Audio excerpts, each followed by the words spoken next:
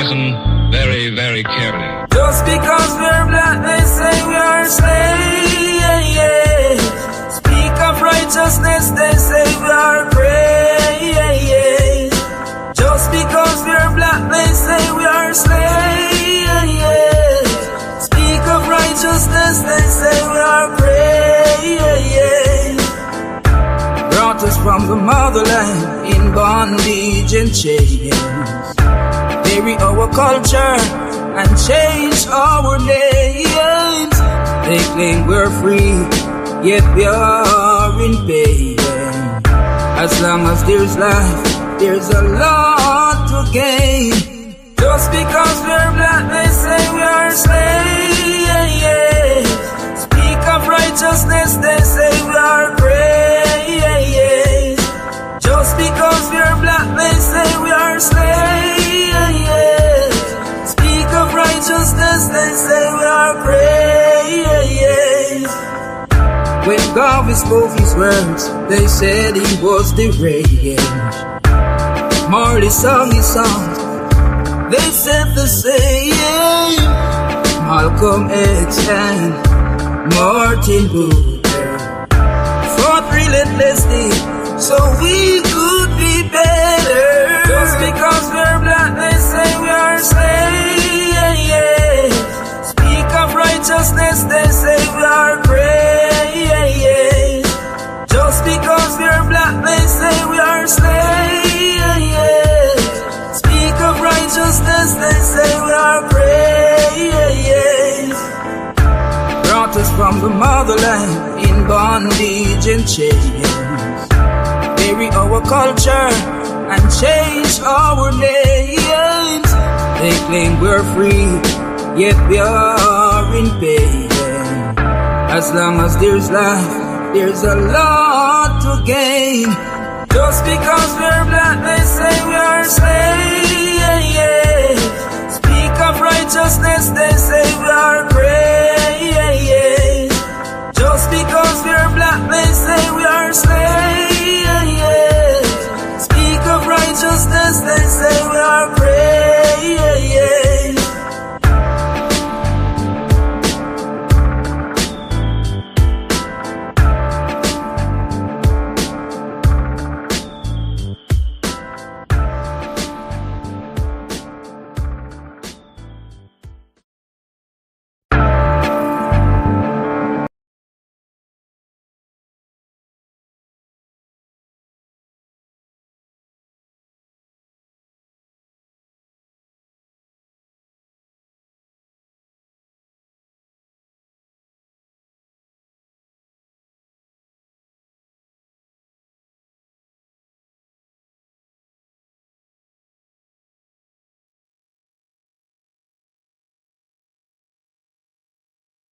The rushing of a mighty wind. I was asking a brother, do you believe your ancestors always been here? Or do you believe your ancestors came over on slave ships from Africa? And I wanted to ask the brother, do he believe he has African ancestry in his DNA? All right. So for one, he's calm because he took his medicine. For one, he's calm. He took that goddamn Adderall. The other dude, and a lot of them don't do it. I'm going to take his Adderall. Really.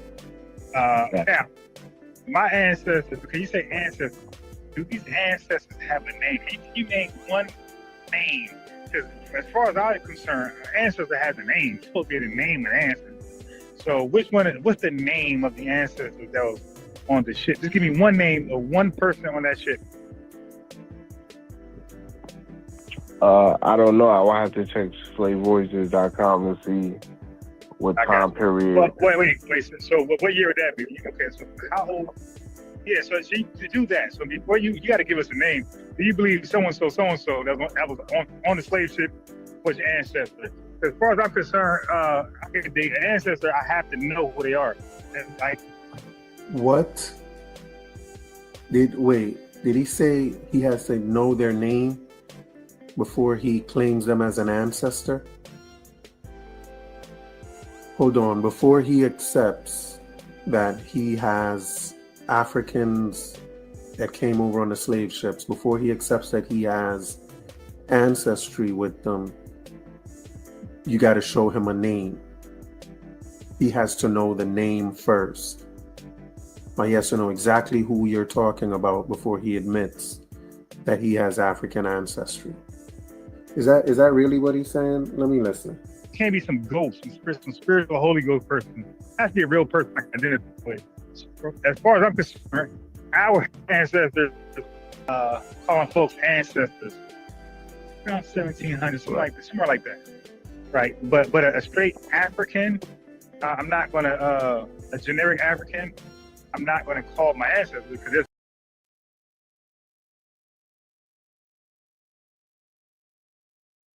He's lying. Yeah, some of it is hard.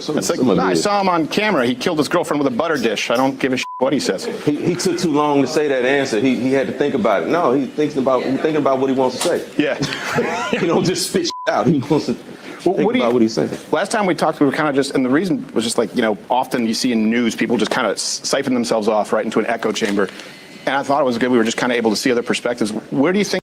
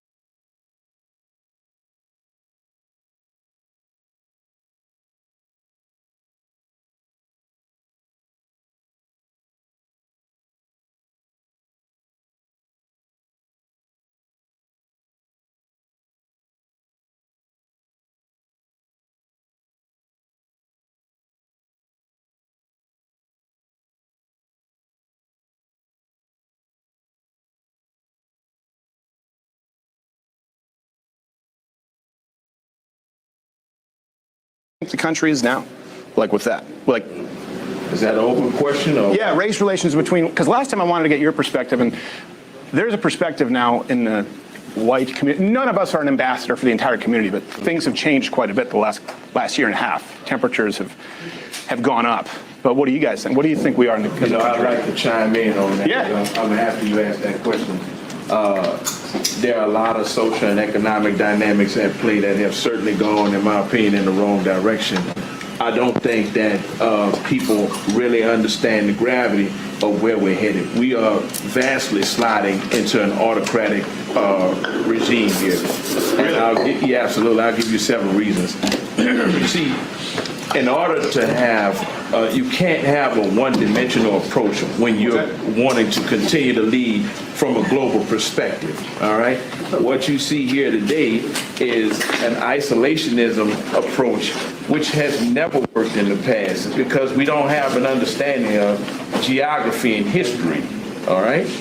And I'll just simply close by saying, you got to understand something. The rest of the world is grossly infuriated with the way America has taken shape. And not only that, we're ceding all.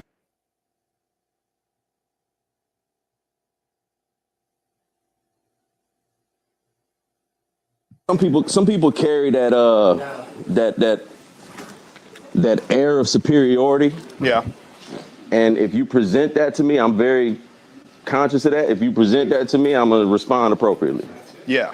That's just me personally. What would be like an air of superiority, like? Just like certain things you say in conversation, and and like you said, just in the physical nature of these chairs. Well, in conversation, you can physically go up and down and put yourself above or beneath. So when people do that kind of stuff. Yeah, it's funny that you mentioned that, because I actually, when I do the change my minds and sit with people, I actually kind of slump my shoulders and deliberately.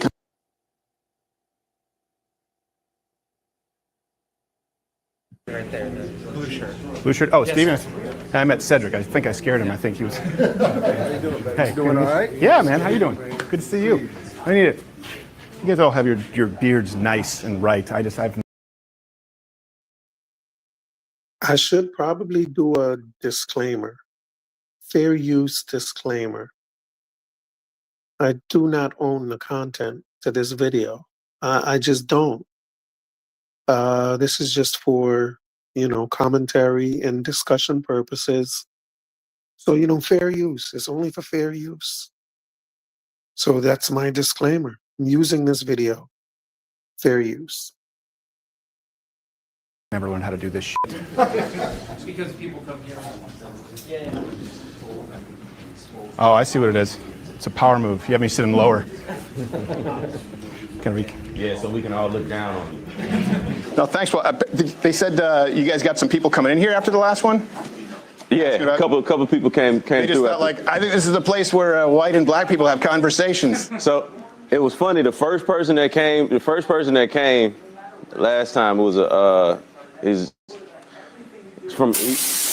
said this out of his own mouth. He was like, "I'm Indian," but he had on a MAGA hat. Okay. And he walked in and was like, "Hey, I saw you guys on Crowder. Can I get a cut here?" Yeah, I guess so, man. Come on. Did you have your hand on your piece? You're like, I don't know if you come. Nah, because he didn't come like that. He didn't have the backpack and the ski mask on. Yeah, he didn't have that on. Was he nice? Was he good? It's cool. Yeah. What do you guys think like when you see someone with a MAGA hat? Because I know we were kind of talking about that last time. It depends on how they present themselves. To me. Yeah. For me. Well, okay. So what would present themselves in a way that would be like decent versus piece of shit? Yeah. Some people carry. Isn't that kind of true about how you feel about anyone wearing any type of hat? It depends on how they present themselves. Right? How do you feel about someone wearing a Yankee hat? Depends on how they present themselves. Yeah, depends on how they present themselves. That air of superiority. Yeah. And if you present that to me, I'm very conscious of that. If you present that to me, I'm gonna respond appropriately. Yeah. Well, interesting that he would assume that someone who's MAGA would have an air of superiority. That's interesting. That's interesting that's what comes to his mind when he thinks of someone in a MAGA hat, is air of superiority. That's just me personally. What would be like an air of superiority? Like, just like certain things you say in conversation, and and like you said, just in the physical nature of these chairs. Well, in conversation, you can physically go up and down and put yourself above or beneath. So when people do that kind of stuff. Yeah, it's funny that you mentioned that, because I actually, when I do the change my minds and sit with people, I actually kind of slump my shoulders and deliberately kind of make myself smaller, just to not. It's like, what is it? The crab that has the red under its claws is showing danger. So I don't wear red, because apparently that signifies poison. But yeah, no, there's all these body language experts now. You watching TV, and I'm like, this seems like horse shit. Like, he looks to the left, so you can tell he's lying. Yeah, some of it is horse. It's like, I saw him on camera. He killed his girlfriend with a butter dish. I don't give a shit what he says. He took too long to say that answer. He had to think about it. No, he's thinking about what he wants to say. Yeah. He don't just spit out. He wants to think about what he's saying. Last time we talked, we were kind of just, and the reason was just like, often you see in news, people just kind of siphon themselves off right into an echo chamber. And I thought it was good. We were just kind of able to see other perspectives. Where do you think the country is now? Like with that? Like, is that an open question? Or? Yeah, race relations between, because last time I wanted to get your perspective, and there's a perspective now in the white community. None of us are an ambassador for the entire community, but things have changed quite a bit the last year and a half. Temperatures have gone up.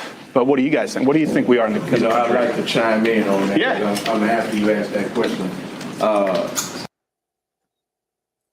Yeah, Stephen seems very focused in what he wants to talk about. Like he has a message that he wants to deliver. And that question he's asking is kind of driving to that message, because I think that's the question he himself wants to answer. But let's listen to Homeboy's response. There are a lot of social and economic dynamics at play that have certainly gone, in my opinion, in the wrong direction. I don't think that people really understand the gravity of where we're headed. We are vastly sliding into an autocratic regime here. And absolutely, I'll give you several reasons. see, in order to have, you can't have a one-dimensional approach.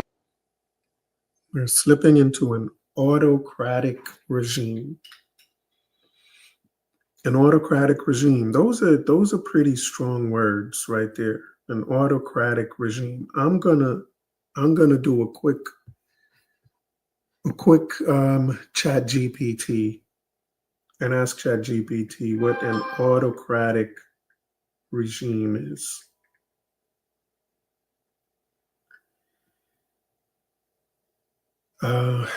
Let's see. An autocratic regime is a system of government where one person or a small group holds absolute power with little or no input from the people.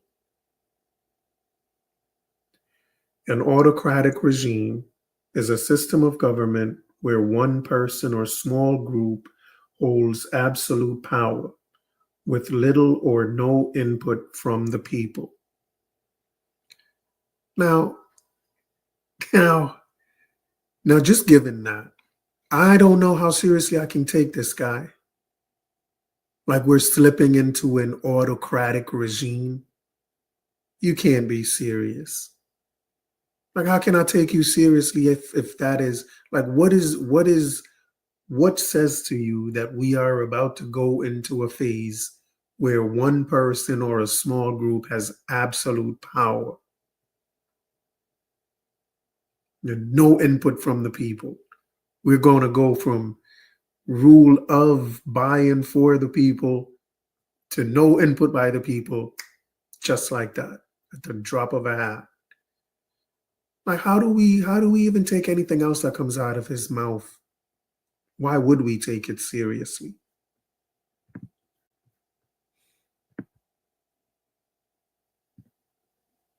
Temperatures have gone up. But what do you guys think? What do you think we are in the country? I'd like to chime in on that. Yeah. I'm happy you asked that question. There are a lot of social and economic dynamics at play that have certainly gone, in my opinion, in the wrong direction. I don't think that people really understand the gravity of where we're headed. We are vastly sliding into an autocratic regime here. And absolutely. I'll give you several reasons. You see, in order to have, you can't have a one-dimensional approach when you're wanting to continue to lead from a global perspective, all right? What you see here today is an isolationism approach which has never worked in the past because we don't have an understanding of geography and history, all right? And I'll just simply close by saying, you got to understand something. The rest of the world is grossly infuriated with the way America has taken shape. And not only that, we're ceding all our best opportunities to China, right? Look around you in the relationships they're fostering with everybody else, which includes Canada, Mexico, and they've even gone as far down into the Latin American corridor, fortifying their bases while we're still hollering that we're the greatest. Yeah, funny enough, nothing of which he said has anything to do with an autocratic regime. Absolutely none of what he just said has anything at all to do with an autocratic regime. But according to him, we're slowly sliding into an autocratic regime. About China, like in the Panama Canal? Not just the Panama Canal. Let's pivot from the Panama Canal and let's look at the long-term strategy they have now, where they just signed an agreement with Mexico to build another canal bypassing the Panama Canal. And when you look at the whole transatlantic corridor, where you got now Brazil and Canada as well as Mexico trading, and they're stopping in Peru, where China has a huge presence at, circumventing completely the navigation, the use that comes with having to use the Panama Canal. So we'll avoid conflict with America and just simply go around America is what's happening here. Talking about China? Absolutely. Yeah. No, I mean, I want to agree with the first part, autocratic. I think China needs to be dealt with, and this is the first time we are. I'm Canadian. Well, I was raised in Canada. Canada sucks. Canada is a dog shit country. Canada, the kind of shit we're doing right, you can't do this in Canada. If you say something too offensive or I say something too offensive, you will be jailed in Canada. That's the thing. So I'm fine with the U.S. being the best country. I came here from Canada because, I had friends who were arrested. I had a friend, stand-up comic, was fined for telling a joke. I don't think people realize how good we have it here in this country compared to other countries. But that's the painstaking part about it all, is the fact that, I've always been one to say, and I believe this firmly, freedom is not a right. It's a privilege until you wake up the next morning and find out you don't have it anymore. Yeah. It also comes with duties. That's what I was about to say. It also comes with responsibilities, because while we free to speak and say what we want, and I went to Montreal a few months ago, so I know exactly what you're talking about. Bet you saw a lot of tits on signs. That's all it is. No, I didn't. It's just. Wow, that's interesting. I've always, for some reason, thought that Canada was so much similar to America. But I guess in really subtle ways, they are quite different. There are freedoms that we have in America that, just aren't present in Canada. As similar as we are, and as much as we get along, we're quite different in a lot of important ways. Strip clubs. Our Times Square is a giant strip club. It was a couple of them. Yeah. But no, there is responsibility, and everybody's from different places, different backgrounds. Some of us from certain backgrounds know, running your mouth too much in a certain space can get your ass whooped. Yeah. You're free to say what you want. You're just not free from the consequences. The consequences that come with you saying the wrong thing at the wrong time to the wrong person. Yeah. And that's where we all have responsibilities in what we say and when we say it. Yeah. The problem, though, too, and I was kind of talking more domestically, the problem with that idea is a lot of people are offended by different things. Mm-hmm. And so people get their ass whooped for something they didn't say, right? That's the real thing. I don't know if you guys were following the stabbing there on that train in Charlotte, Irina Zarutska. Last time I was asking where you guys thought we were, as far as in the country relation. Have you guys heard of the term black fatigue? Mm-hmm. Yeah. You guys know what that means? Since the last time you came, that's become a thing. Yeah, I was about to say, that's just become a recent thing. And do you know what it means? I'm not sure. I'm going to ask that. It's a term that's being used by people in the white community, by and large, again, saying. How do they all know the term, but none of them know what it means? How do they all know the term, but none of them knows what it means? They feel like they've been victimized, and they're tired of taking that shit. That was a girl who was dying alone in public, and that was a guy who was let out 14 times, including violent crimes, in the name of racial justice, right? He didn't have to post bail. He didn't have to appear back in court. This is not the first time he's assaulted someone. How do we know that was in the interest of racial justice as opposed to just being because the judge said it. A fucked up attempt at justice, period. Yeah. The legal system has its flaws. Yeah. And people have been making complaints about that for decades, right? And I guess black fatigue is that message that Crowder wants to deliver. And it would be, because that's the title of his video, Black Fatigue. And black fatigue is real, and I told them why. So it's obvious that is absolutely what he wants to talk about, black fatigue. I think he may be experiencing a lot of black fatigue himself, which I think is what makes him, feel like he should be delivering the message. But let's listen. But that's just, to me, that's a mental health thing more than it's a black and white thing. Well, I'll tell you why, because white people are saying it now. Right. Not just white people are saying, hey, we're in what makes it a bigger thing. Well, because, white people are 12 times as likely to be killed by a black person than the other way around. I'm just going to shoot you straight. It's not even close. Where? Across the country. Where? Not in. Yeah, it's a term that's being used by. Yeah, I will say, I think he's saying that it's a racial, or it's a racial incident that happened, the stabbing on the train. And, the barber was saying that in his view, it was a mental health issue, because the guy that did the stabbing was mentally off his rocker. But Crowder is actually saying that the judge that let him off was motivated by racial justice, and letting him free from prison because of having to do with racial justice and, you know, the system that we're living in now, the legal system, you know, they don't hold prisoners anymore. They let them go. And his point is that that's all in the name of racial equality and racial justice and things of that nature. And that's what he's saying. That's why he's saying it's racial.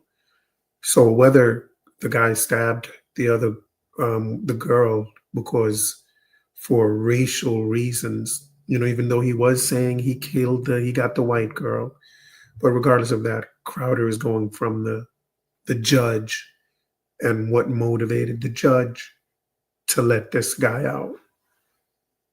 People in the white community, by and large, again, saying they feel like they've been victimized and they're tired of taking that shit.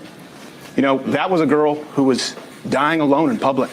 And that was a guy who was let out 14 times, including violent crimes in the name of racial justice, right? He didn't have to post bail. He didn't have to appear back in court. This is not the first time he's assaulted someone. How do we know that was in the interest of racial justice as opposed to just being because the judge said it. A fucked up attempt at justice, period. Yeah. Like the legal system has its flaws. Yeah. And people have been making complaints about that for decades, right? But that's just, to me, that's a mental health thing more than it's a black and white thing. Well, I'll tell you why, because white people are saying it now. Right. Not just, white people are saying, hey, we're in makes it a bigger thing.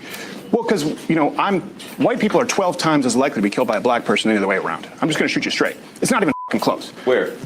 Across the country. Where? Like, not in the United States. I mean, we're not talking about Ghana. And like, yeah. What I'm saying is, in white communities or in quote unquote so-called white communities? Across the country, the rate is a black man or person, because most murders men, there are very few female murders, 12 times more likely to kill a white person the other way around. And then you look at the average amount of times that someone in this country is arrested before they're brought in for killing, charged with murder. Do you know how many times they're arrested on average before they murder? 11 times. Once again, the justice system's got its flaws, and people have been complaining about that for years. We spend more time trying to fix that than trying to complain about the white versus black of it all. Well, I think, just like I was trying to listen to all communities last time, I think this is something that's unavoidable. If this community, if enough white people get pissed off, they're going, look, we're living in New York now, we're getting killed in record numbers, or Detroit, 12 times the rate. And our system, 3 strikes in California, right? That was a 3-strike policy. The reason that was changed, they said it was racist. Crime went down in black communities 30%. But now people are looking at their cities going, this is a fucking hellscape. And the murder is skyrocketed because people said in the name of racial justice, like 3 felonies, you're out. Because crime is crime, right? But crime is usually going to be higher concentrated in areas where there's high poverty. So typically the areas that's high poverty in this country are areas with people with this color skin. So that's why you're going to have that. That's why I said those numbers could be skewed and made to manipulate to look like, oh yeah, that's why I said in not at 12 times the rate. In suburban neighborhoods, white people are not in danger, and that's what this kind of fear mongering tells them is that you're in danger because you're 12 times more likely to get killed by a black person. You live in ain't nobody coming after you. You know what I'm saying? Like nobody tripping on you. But these people are just as scared as the other folks. They are if they get on a bus. I'm trying to figure out what his point is. His point seems to be that white people shouldn't be worried about getting killed by black people because they don't live amongst them. They live in the suburbs. Like, so he seems to be telling white folks to just stay in the suburbs. Like, as long as they don't live amongst black folks, it's not a problem. Like, I absolutely don't know what his point is. Like, if the statistics say black people are 12 times more likely to kill a white person, or a white person is 12 times more likely to get killed by a black person than vice versa, like, what does it matter where they live? Like, I don't even know what point he's trying to make at this point. They are if they get on a train. That lady wasn't in danger because that man was black. That lady was in danger because that man was crazy. Nope. That man was mentally insane. But why was he back in family members? He had his own family members call the hospital to try to get him committed. He told his sister he killed that woman because he thought she was trying to read his mind. Yep. Why was he let out, though? And I'm not saying it's because he's black. I'm saying people look at it, though. The judge said he's insane, right? We agree. That's not a black and white issue. He was deemed not fit to stand trial, right? Right. Now, he should have been institutionalized. Right. The IOU policy, meaning you don't have to pay bail. You don't even have to stay here until you're actually convicted. You just say you'll come back. Right, which is messed up. Yeah, the judge, Teresa Stokes, black woman, said, well, this is about racial justice. We need to be softer on crime. So that's her reasoning. That's why he was out. And you can find dozens of examples. That's her misguided reasoning. And that's policy. But that's systemic, though, right? That's not representative of a whole. It's not. It's not. No, and look, we always have to say not all. Like not all white people wear MAGA hats and are dumbass pieces of racist shit. But we have all been accused of racism, sexism, misogyny, homophobia. What I'm saying is black fatigue is white people going, you know what? I know I'm not racist. And I know that we're dealing with record crime, and I know that I'm more at risk. And they have negative interactions, and they're constantly told that they're not allowed to voice their fucking opinion because they're white. And if those people get pissed off, like that's where we actually could end up with some kind of, I'm telling you, I see this brewing. I see people who were milquetoast white suburban who are becoming actually racist. Now, not all of them, but I've seen people actually become racist because they get mugged, their store gets looted, and nothing gets done. They're going, and if I say something, it's turned into a racing. I'm telling you that's where it's coming from. At what point do we have a talk and go like, okay, let's reform justice, but we have to be honest as to why it was reformed in the first place. This guy, it's not even the only one. It's every 3 days someone's being offed. Yeah, but at the same time, let's transfer that over to, there's a lot of unsafe things in this world. Like getting mugged by a black person is not the paramount unsafe thing. There's school shootings, there's road rage, there's all of that shit. Yep. And the primary people that commit a lot of those are people who don't have this skin. No. So if switch it over, if black people say, well, we getting fed up and we tired of all these school shootings and all of these road rage and all that, who do we say something to? Who hears our voice? And when does the white fatigue kick in? And when does the white fatigue kick in? Well, we've been hearing about white, that's the point, right? We've been hearing about it all our lives, about white fatigue, about systemic discrimination. But nothing's ever been done. That's the problem. It has been done. That's why we've done systemic justice reform that has led to more crime, right? That's the reason for no 3-strike policy. That's the reason for cashless bail. That's the reason for catch and release. The reason for it, in the wake of Black Lives Matter, George Floyd riots, Summer of Love, was we're going to reform crime, we're going to reform the justice system, and it's gotten worse everywhere it's been. And then when white people leave those neighborhoods, well, now it's white flight. I wonder if Crowder would admit that white fatigue is real, is based in something real. Like he just admitted that they've been dealing with white fatigue forever. Right? So I wonder if he would admit that it's based in something real. Because, white fatigue is Black folks being tired of how they're treated by white folks. But I just wonder if Crowder would say white fatigue is something that's real. And if it's not, is Black fatigue going to lead to something different than what white fatigue led to? What is brewing out of the Black fatigue that he sees white people having that did not brew with the Black fatigue? I'm sorry. What is brewing from the Black fatigue he sees white folks having that is not brewing or that has not brewed from the white fatigue that he admits Black folks have been having?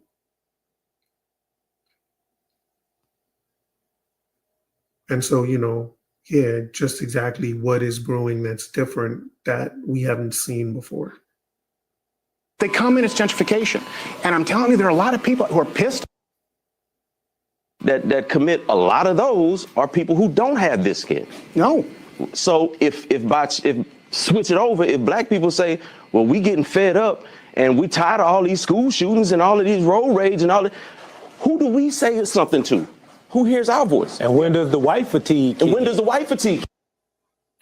But I don't know, even with school shootings, I don't know if the same way, his complaint is that white folks have this fatigue because they are 12 times more likely to be victims of Black crime than the other way around, than Black people are to be a victim to a white crime. They're 12 times more likely. I don't know if Black people are 12 times more likely to be the victim of a white school shooting, or 12 times more likely to be the victim of anything that they just listed here. I just don't see where I would agree that that's true. So I don't know if the analogy holds, just simply for that reason.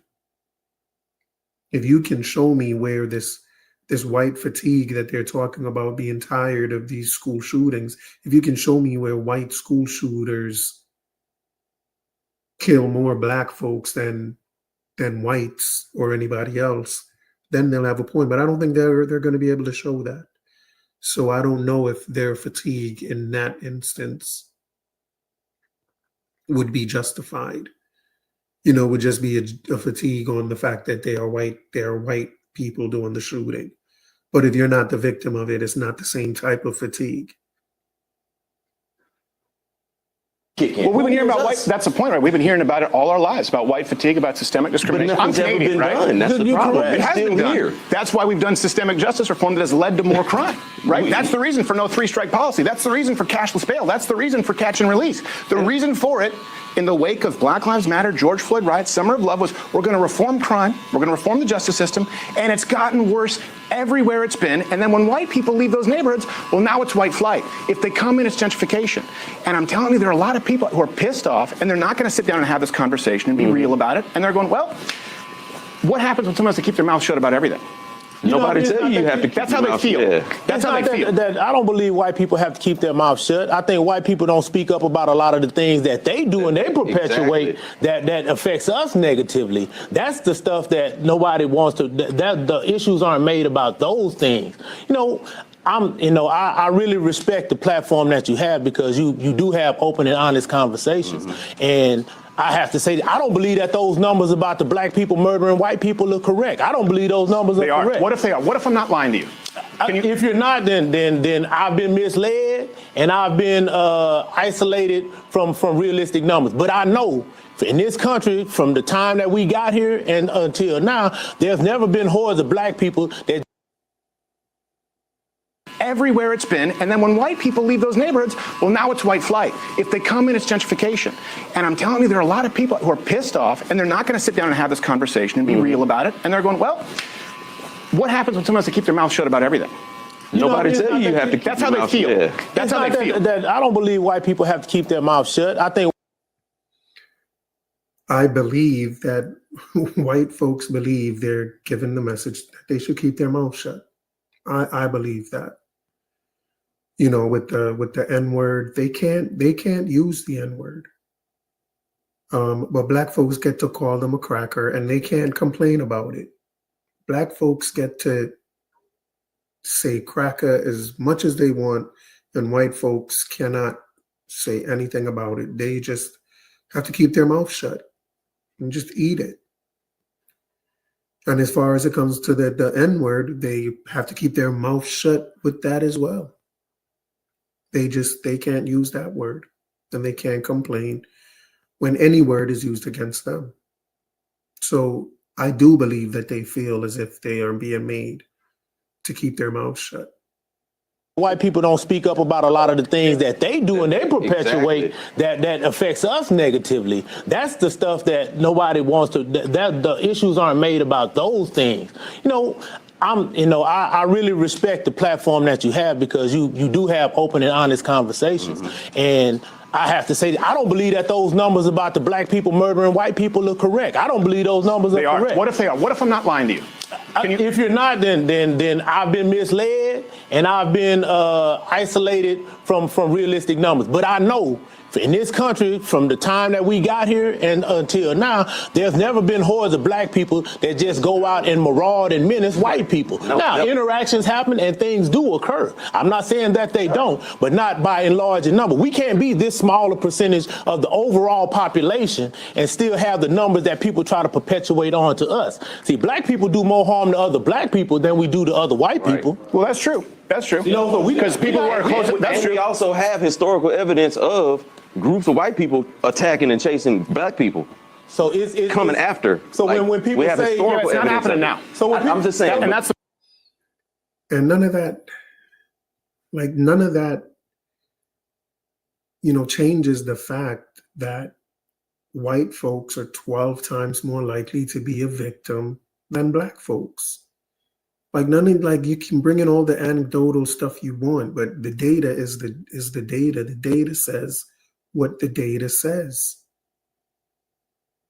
White folks are more likely to be attacked, violated by blacks than the other way around.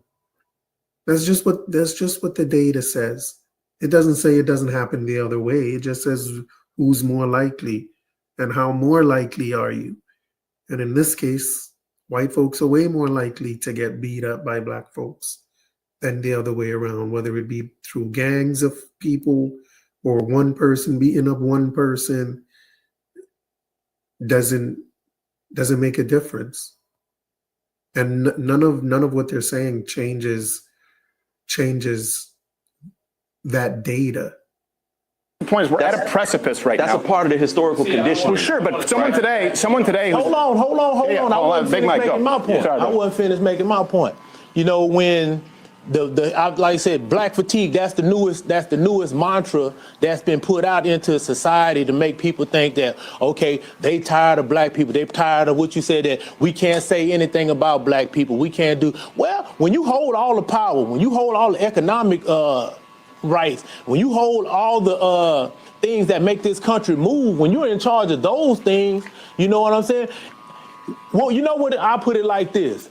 Black people, white people got to fight.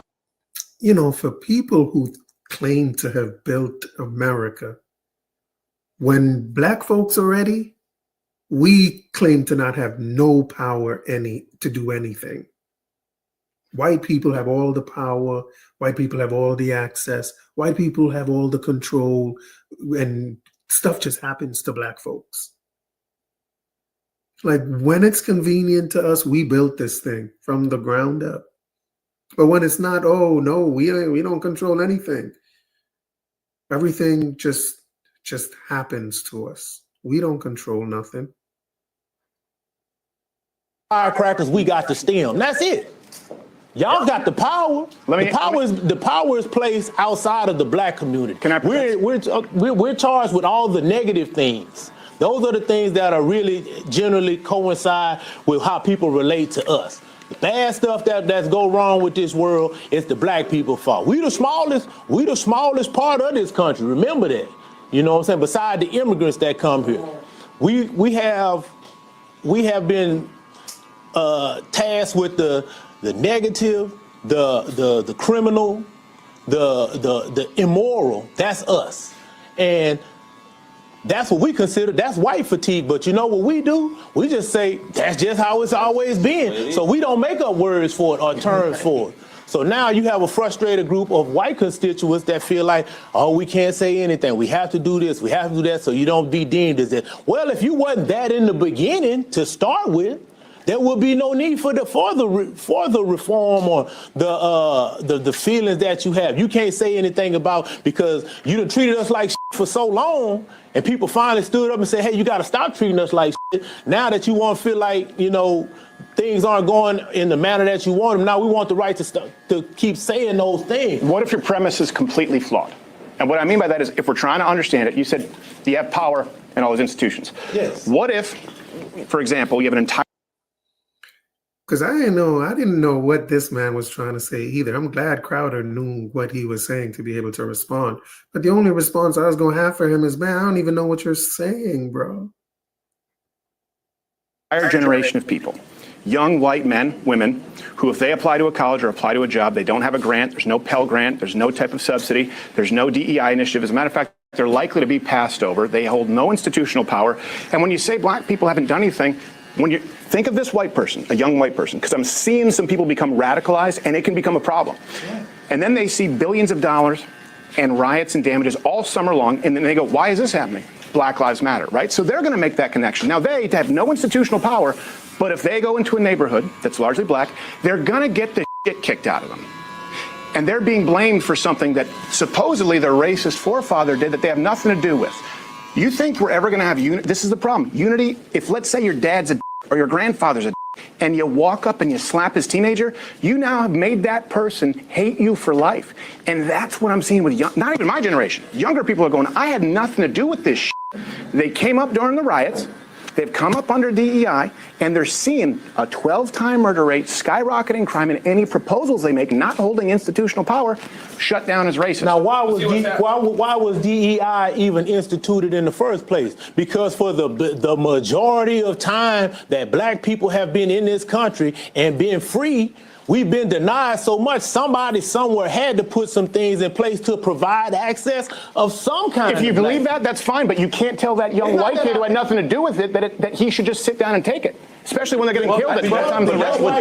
That's what America's been telling us for the longest. The young white man that has to not in my lifetime. DEI, the young person of this generation that you said that feels they're misled by the being mistreated by the DEI. I'm just using as an example. They don't hold any institutional power. Young white people don't. They don't have an advantage. Not yet, because they're young white people. They have an advance to where they're middle-aged white people, where the power comes. See, when black people, once again, when you got colleges that denied access to black people, you can't come here. Something had to be put in place. Well, look, y'all got to let some black people come in. Y'all can't just that started happening long before DEI. But see, it did. Long before black people were admitted into colleges. HBCUs. Hold on, let me say what I'm trying to say. My bad.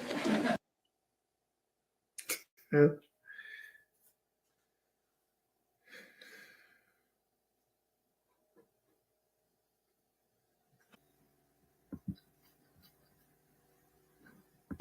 My bad, I'm trying to make it clear. He's trying to do a senior census and talk through you. So I get it. DEI is just a new way of wrapping affirmative action. Yeah. Affirmative action had to be put in place because there was the access being denied. So the legislation had to be put in place. Well, look, we can't just exclude all of them.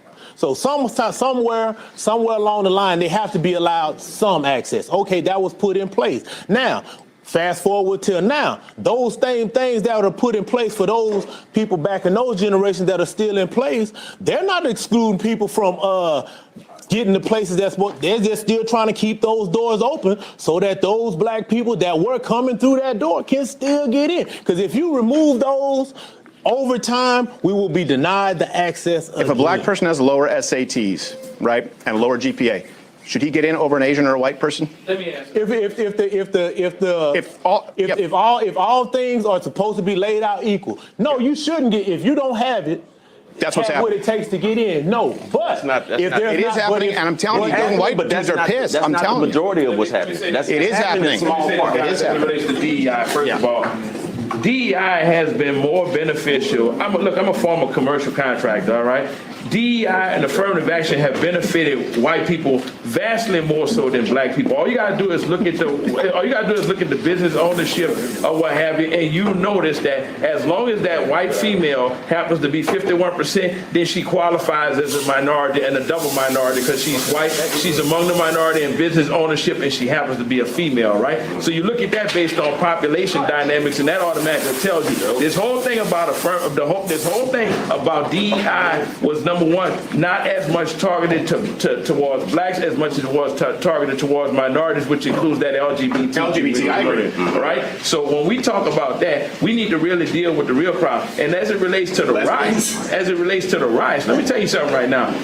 Listen, in the black community, I'll be the first to acknowledge, we do have intractable problems that are not going to be solved in one conversation. But what I'm going to say about that as well as the reason why the black community becomes so infuriated, all right, is when you see gross negligence of justice happen or misjustice happening and nobody does anything. When this guy kneeled on this man's neck, was going back to George Floyd, look, if he had done something, when he was subdued and on the ground, what was the real reason for kneeling on his neck except to inflict fatal harm? What was it? I can tell you exactly what it was. And what does George Floyd have to do with DEI? How does what happened to George Floyd justify DEI? I don't even know why he's bringing up George Floyd. And they're talking about DEI. What does George Floyd have to? Let's let this video play because I don't. Most of the stuff these guys are bringing up, I'm like, what are y'all talking about? I can tell you why you're not recognizing the problem. Because the opinion polls, and I'm not saying right or wrong, the opinion polls have changed on George Floyd since I last spoke with you. You know why? Why? All the body cam footage came out. You know what? You know why? Because he was there for 12, 15 minutes, asked to be put in the car. They put him in the car, asked for air conditioning, gave him air conditioning, asked to be taken out of the car. They took him out of the car. He wouldn't stop moving. People have watched it now and go, you know what? It's not what I thought it was. You know how many times he was arrested before that? 9. He shouldn't have been. You know what would have saved him? 3-strike policy. He robbed a woman at gunpoint with a child in the house. And so white people look at it, young white people, right, who you have to understand during COVID, this is a whole generation of people. White people did not have any fucking opportunities during COVID. They didn't get to go to the graduation, college, black, white, all of them, right? It's a generation that's pissed. Rightfully so, they got screwed. I think we can agree on that. Does Stephen really think that this message is gonna resonate with black folks? The fact that young white folks are getting upset and are becoming racist. Is that an argument that they're gonna respond to? I don't know how responsive they're gonna be. I don't know if that's gonna make them say, "Oh wow, I gotta check my behavior." Why young white people are getting mad? They may look at this as evidence that they're doing something right. Because I think that just may be the response they're looking for.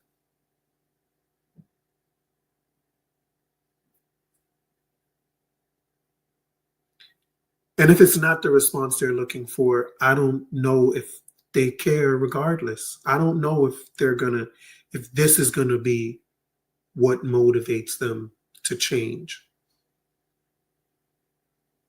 Because nothing else has motivated them so far. Cleaning up their own neighborhoods hasn't motivated them. Being more patriotic hasn't motivated them. Nothing has really motivated them, and to change how they feel about America and Americans and white Americans in particular. And I just don't see where the anger of young white people is gonna make them act up. I think they're gonna say they don't really care if white folks are angry. And they're gonna tell those white folks that they need to go be angry at their elders, at their parents. And that whatever anger they're feeling because of what their parents did, and they're not going to take responsibility for it. And because they don't take responsibility for it, they're not going to respond to it in any type of meaningful way. When I watched my city burn down for a guy who was arrested 9 times and committed violent crimes against women. What? Now, let me say that's a travesty of justice. He shouldn't be out in public. Let me say this to you. How many felonies does President Trump have on his record? Yeah, he was still allowed to occupy the most. No criminal felonies. He has no criminal felonies, but he's got moral felonies, which would, if there was a court of justice for that, he probably would be tried a long time ago. I mean, let's talk about it. Is this where we all get on board with crazy white bitches who accuse women of rape? No, like, I thought we'd She accused 26 men of rape, that Not crazy at all, but broad. here's the reality, though. And when you look at the convergence of this new agenda, where you're going strictly into blue cities, why is it that most of those blue cities also happen to be occupied? The areas they're going in are heavily occupied by minorities. Why is that so? Well, black people tend to vote Democrat, and they're run by Democrats. Detroit, you can look at it. You can look at Chicago. Is that what you mean? I mean, no, that's not what I'm asking you at all. What I'm asking you is, like I said, with this all-out assault right now, just last night they were talking about something in Chicago, right?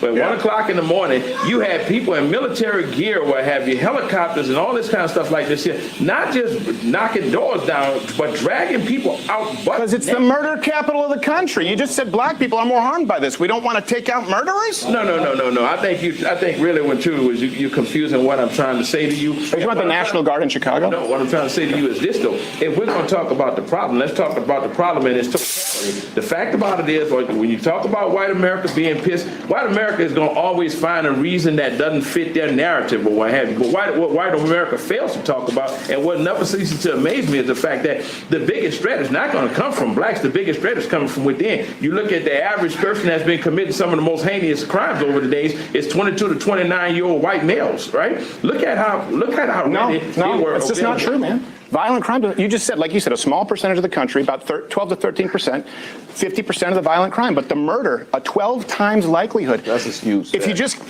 so you don't listen to them? No, I said that particular stat is skewed. It's not skewed. These are from the FBI, DOJ. And you know what else we look at? We look at Roland Fryer from Harvard, who conducted it, black professor, really respectable guy, honorable man, conducted a study, and he came out and he said, yeah, all of my research says that black men are 0% more likely to be shot by police officers than whites. Black people got so mad at him, he reconducted the study, a black man from Harvard, and he came to the same conclusion, and now he's not black enough. Wait, so let me see if I understand you clearly. Yeah. You're saying, according to this guy's statistics, right, that black people are 0% less likely to be shot by a white police officer. A liberal professor at Harvard, yes, and he conducted it twice. Because black people said what you're saying. He goes, look, I was as surprised as you. I was trying to find how much worse it is.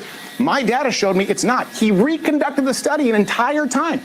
Now, he did come to the conclusion that an officer is 18 times more likely to be shot than a black man by an officer. This is a black liberal who studies statistics. At what point do you listen to him? And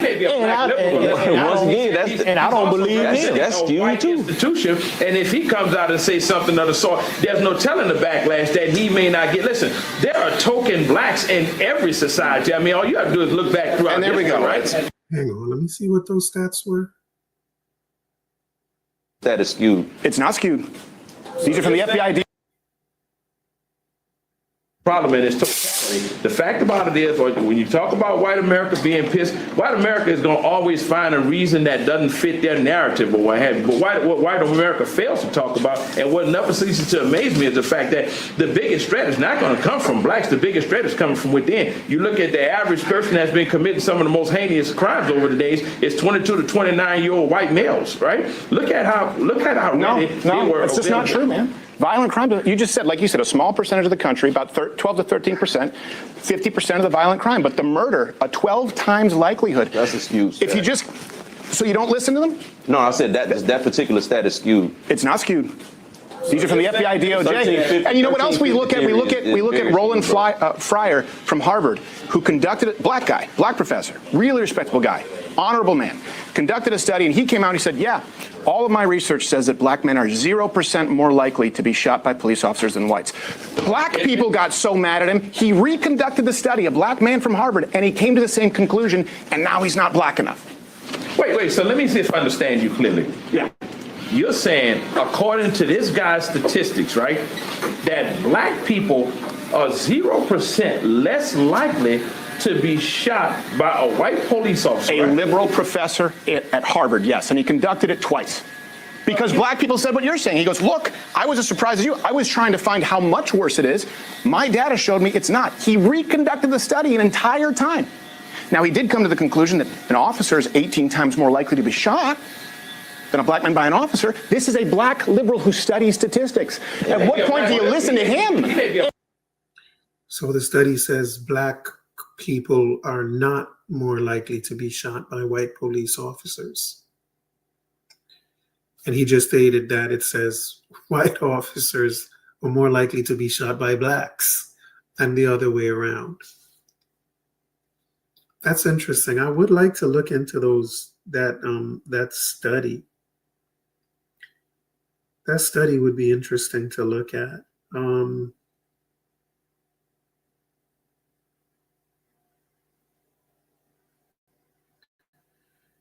Let's see.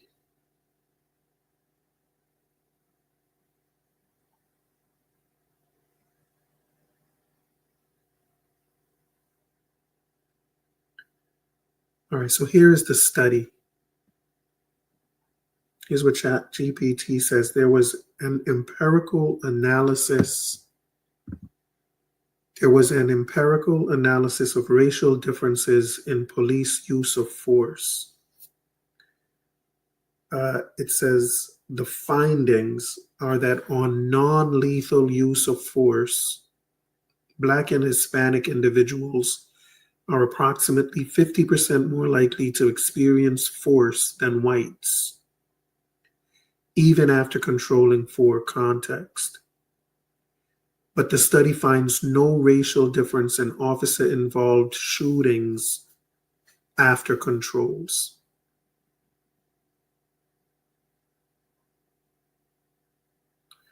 So there are findings that say for non-lethal use of force, blacks and Hispanics are 50% more likely to experience force. They're 50% more likely to experience non-lethal force than white folks. But there's no difference when it comes to shootings, to officer-involved shootings. There's no evidence that says that blacks or Hispanics are more likely to be shot by the police. They're more likely to have lethal force used against them. I'm sorry. They are more likely to have non-lethal force used against them, but not more likely to have lethal force used against them, is what this finding seems to say. But I guess I should read the notes and critiques. It says this work has attracted controversy. Some critics argue that selection bias, who is stopped when, where, limits the conclusions. So, it is what it is. But that is what the study found. And I don't believe him. That's skewed too. Institution, and if he comes out and says something of the sort, there's no telling the backlash that he may not get. Listen, there are token blacks in every society. I mean, all you have to do is look back throughout. And there we go, right? And Uncle Tom, this guy, come on. No, but here's my thing, Steve. Right? I'm not alleging that the guy wasn't Uncle Tom, but let's be frankly honest. How many shootings have happened in most recent history that have involved black men that have been unarmed? And you sit here and use that analogy that black men are seen all the time. Listen, as a totally blind individual. Wait, he did not call him an. This is a black liberal who studies statistics. At what point do you listen to him? And I don't believe him. That's skewed too. Institution, and if he comes out and says something of the sort, there's no telling the backlash that he may not get. Listen, there are token blacks in every society. I mean, all you have to do is look back throughout. And there we go, right? And Uncle Tom. Wow, he called him a token. Just because he doesn't like what his studies found, he's a token. That's incredible. That's incredible. This guy, come on. No, but here's my thing, Steve. Right? I'm not alleging that the guy wasn't Uncle Tom, but let's be frankly honest. How many shootings? He's not alleging that he's an Uncle Tom. He's alleging that he's a token. It's not the same thing. It's not the same thing. It's better to be a token than an Uncle Tom, I guess. have happened in most recent history that have involved black men that have been unarmed, and you sit here and use that analogy that black men are analogy times. Listen, as a totally blind individual, listen, I'm even apprehensive. There was an incident where the police stopped us, and it was my cousin and I. My cousin is a retired military veteran, what have you, right? And immediately when we got out of the car, out of fear of possibly being shot, the first thing I did was raise my cane and say, "Officer," I said, "listen, I am totally blind.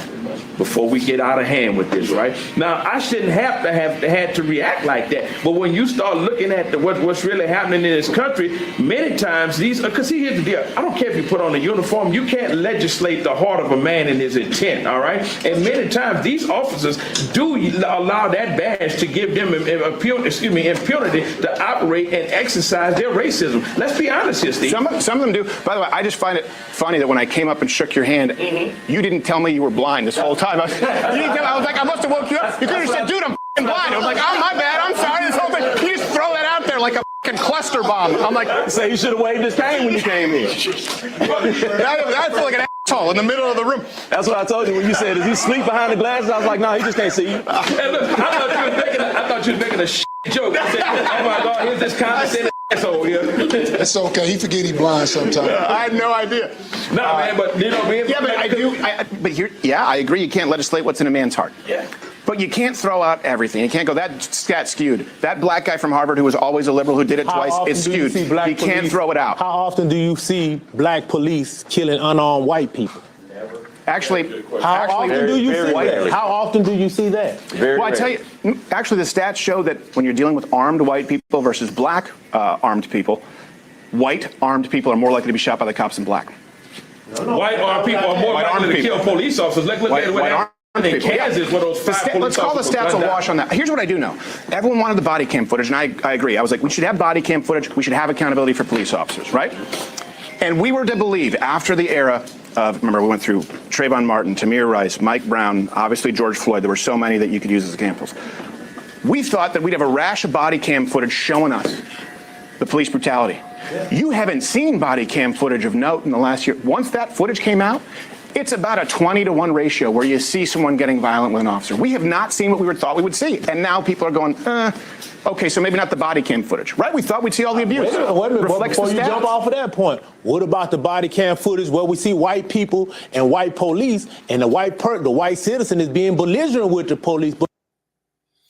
Yeah, let me say this before they go on something else. He said, another stat he just gave, he said an armed white person is more likely to be shot than a non-white armed person. So even though there's no racial difference in lethal force in police, in officer-involved shootings, so there's no racial difference in officer-involved shootings, but there's a difference in officer-involved shootings if the perpetrator is armed. That's the only way that both of those stats that he gave can reconcile each other. Right? He just said a white guy is more likely to be shot if he's armed than a black person. So, I'm trying to make sense of all of the stats that he's putting out there. The stats he gave before were verified. ChatGPT did verify those stats.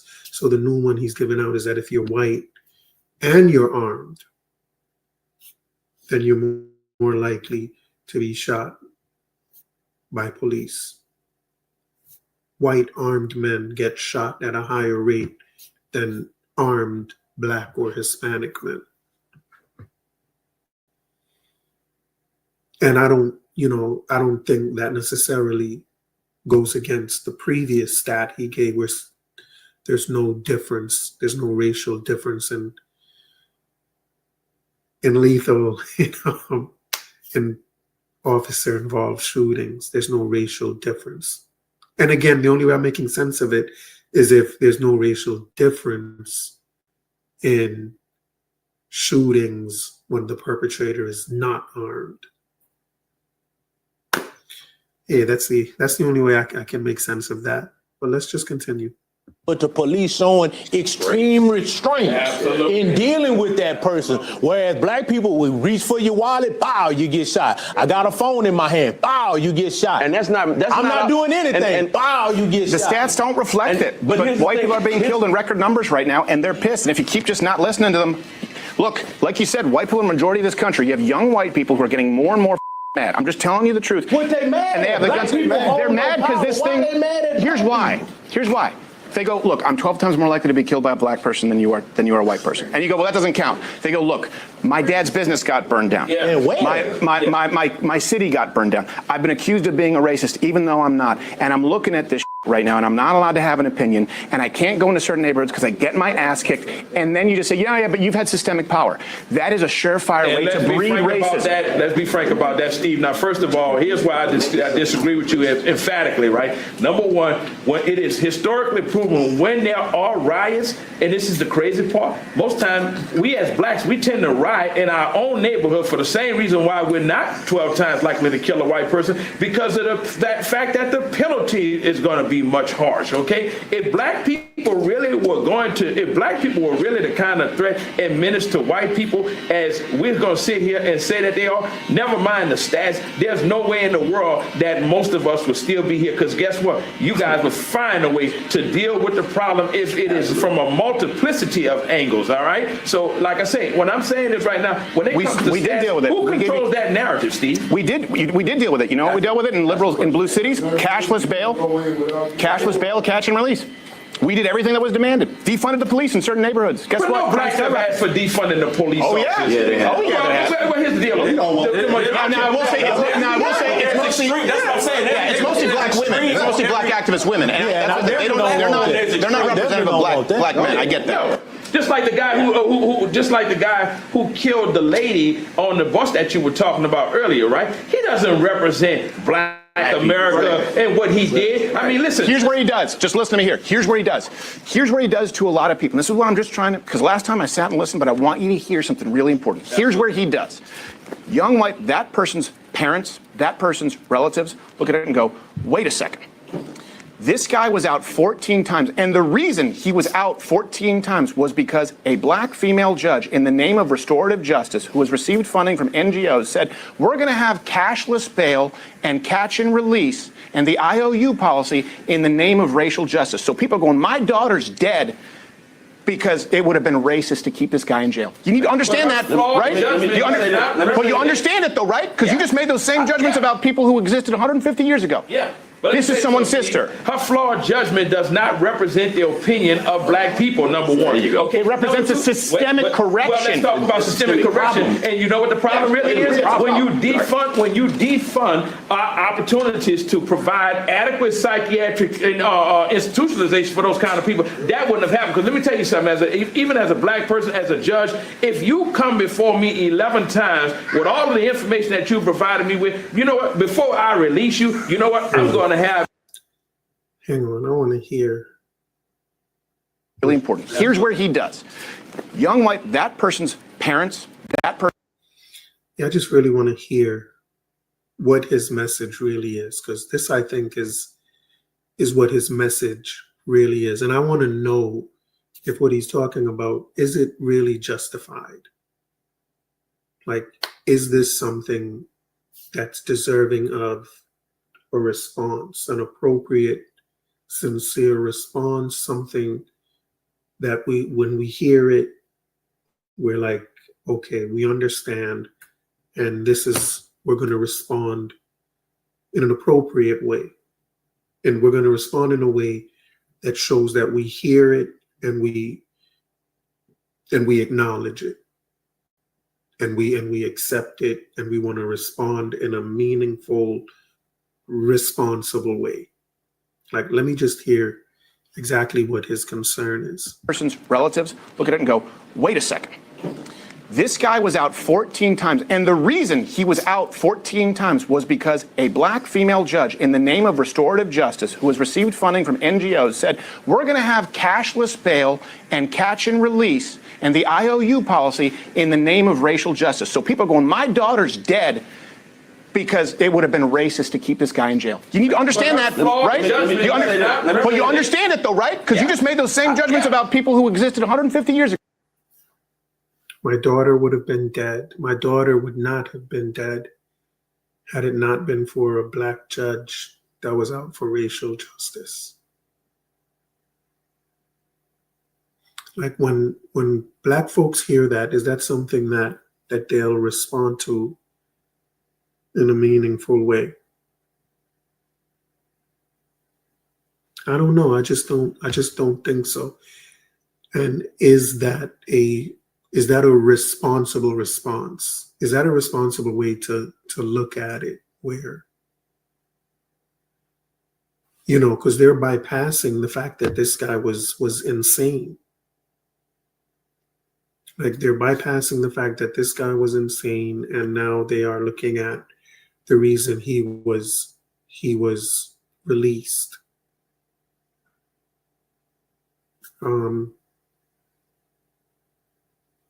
I just don't know how black folks are going to respond to that. I don't know if that'll make black folks say, okay, we need to do away with stopping with this policy of catch and release. I don't think they're going to see where this policy is a bad thing. So I don't know how much they're going to sympathize with it.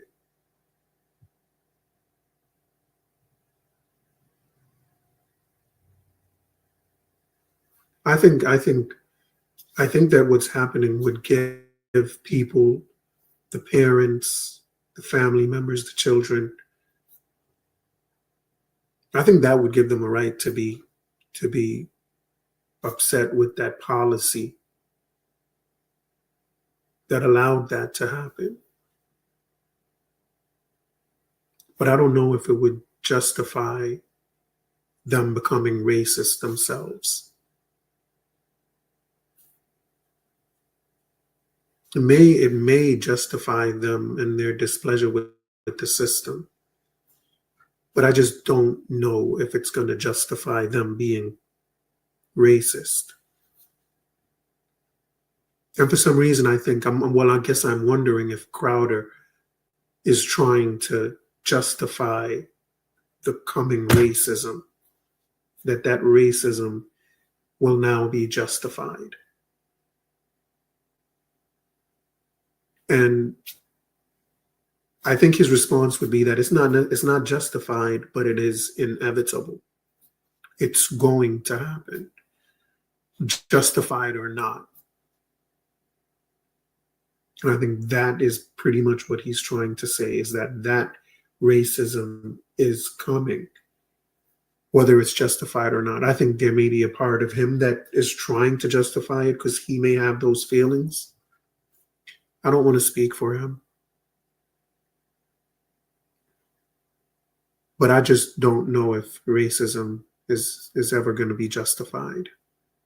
Go. Yeah. But this is someone's sister. Her flawed judgment does not represent the opinion of black people, number one. There you go. It represents a systemic correction. Well, let's talk about systemic correction. And you know what the problem really is? When you defund our opportunities to provide adequate psychiatric and institutionalization for those kind of people, that wouldn't have happened. Because let me tell you something, even as a black person, as a judge, if you come before me 11 times with all of the information that you provided me with, you know what, before I release you, you know what, I'm going to have you committed to an institution, because number one, the greater good is for me to preserve public integrity, and that's on both sides of the spectrum. I don't give a damn if you're black or white. Why do you think they're not committing him to an institution? Because there's no funding available. No, they were shut down in the name of restorative racial justice. And his family, that's why he wasn't institutionalized. And his family he should have been in prison too. His family pushed against it in certain like there's some of them cases where they were in court, his family was saying, don't put him in there. I know, and who gives a But I'm just saying, that's part of it. But when you only include the part that says the judge,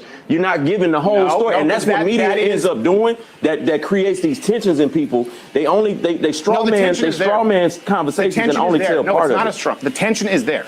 That's what I'm trying to tell you. The tension is already there. White people are afraid to go in black neighborhoods because so should black people be afraid to go to school because a white person go come shoot the school up? Because every time we see that, that's what keeps happening. It's not even close. Church. But now you're going to ignore. Now you're going to ignore that. I'm scared to go to church. You're scared to go to church, but you're sitting in the barbershop with almost 12 black men. Come on, Steve. Now let's be realistic. Who do you think's more at risk sitting down right here? Exactly. He know he's not in danger around us. No, I'm much more risk. We don't do that. And here's an irony. You know, I just watched my friend die, right? Steve, let me say this. Know what bothers me about white people, and this is kind of everything. No, not everything. Not everything. Well, we smell like wet dog or something. I've heard all this stuff. Let me tell you what bothers me about white people. Let's be honest here, because I work with a lot of white people. He's about to tell him what bothers him about white people. Let me tell you what bothers me about white people. Like, it's amazing how black folks just feel like they can say whatever about white folks. And again, white folks just gotta shut their mouths and take it. So I have nothing against them at all. Let me be honest with you. But the problem the biggest problem that I have is that you constantly get bombarded with the excuses, all right? When you really come down to it, let's be honest, man, and let's be really truthful with one another. Ask yourself, what do you expect when you look at architectural oppression, economic depravity, and social disparity? What would you call it? I mean, bad decisions. Huh? Bad decisions. Bad decisions. Yeah, I think right now in 2025, it's bad decisions. I think everyone can make better decisions. And you know what? I'll even go here with you. In all fairness, I think that's absolutely true. So my question for you is, how do we move? Wow. He went from architectural oppression, whatever that is, and then just systemic racism, and just agreed that it was bad decisions. And I think the reason he did is because you can't deny it. Bad decisions. We make very bad decisions. We make very bad decisions.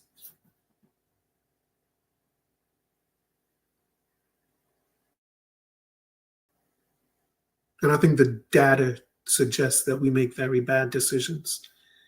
The same data that we try to ignore and continuously try to say are skewed. That data just suggests that we just make really poor decisions. And I think that's ultimately why he just couldn't, he just had to go with it and say, you know what, you're right. You're right. It ain't none of that other stuff. It's just bad decisions.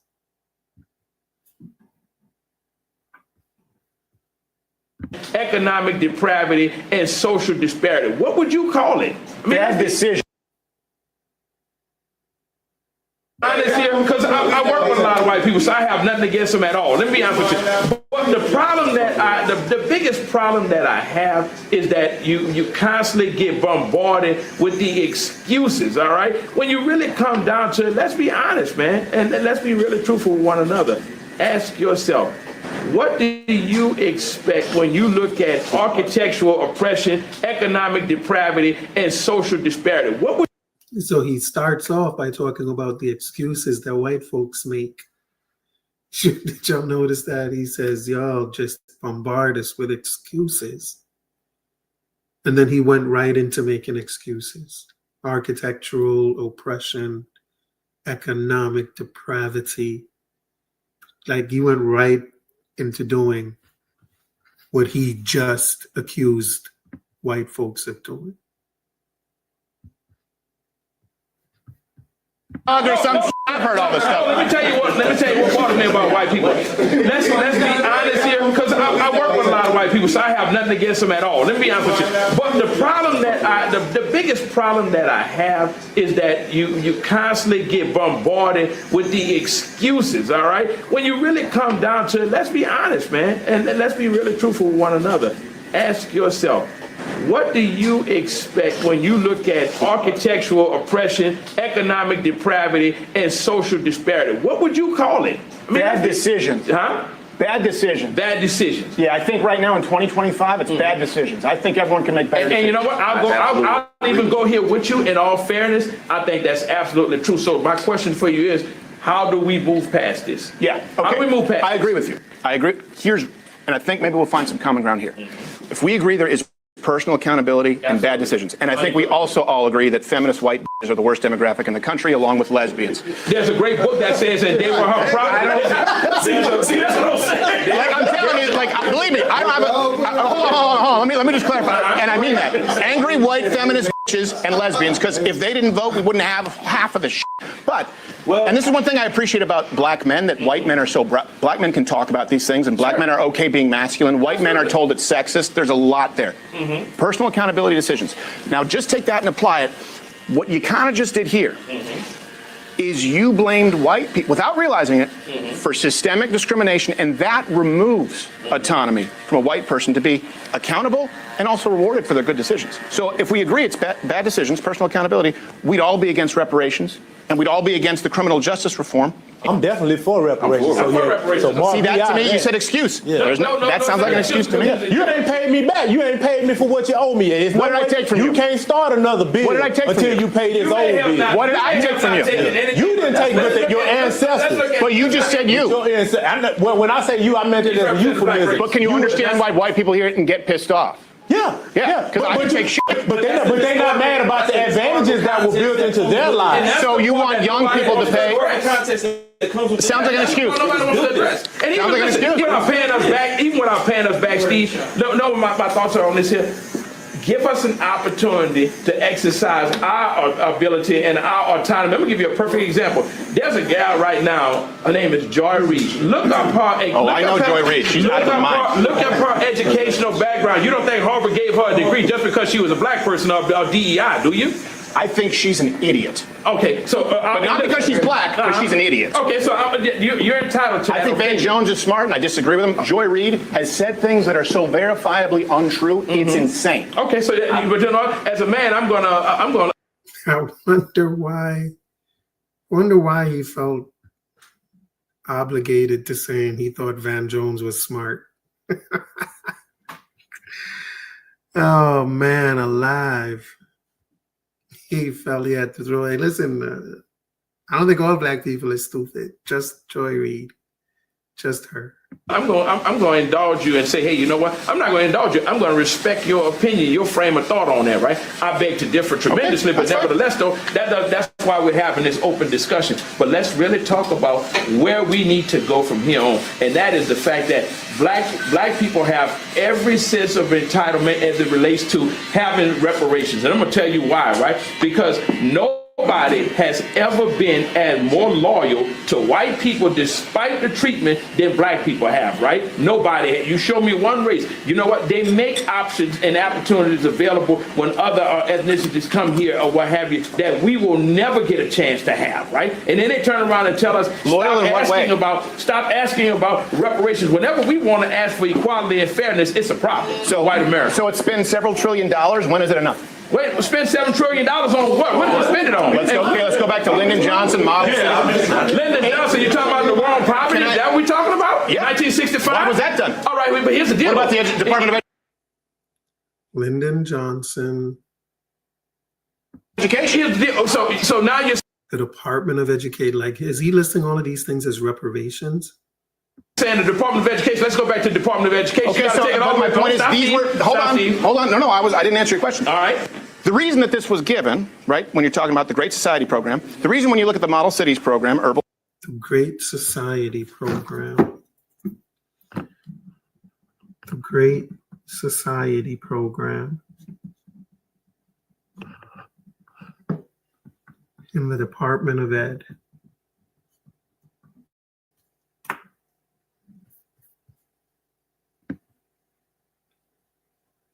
What else did he say? Right? And then they turn around and tell us, stop asking about reparations. Whenever we want to ask for equality and fairness, it's a problem. So white America. So it spends several $1 trillion.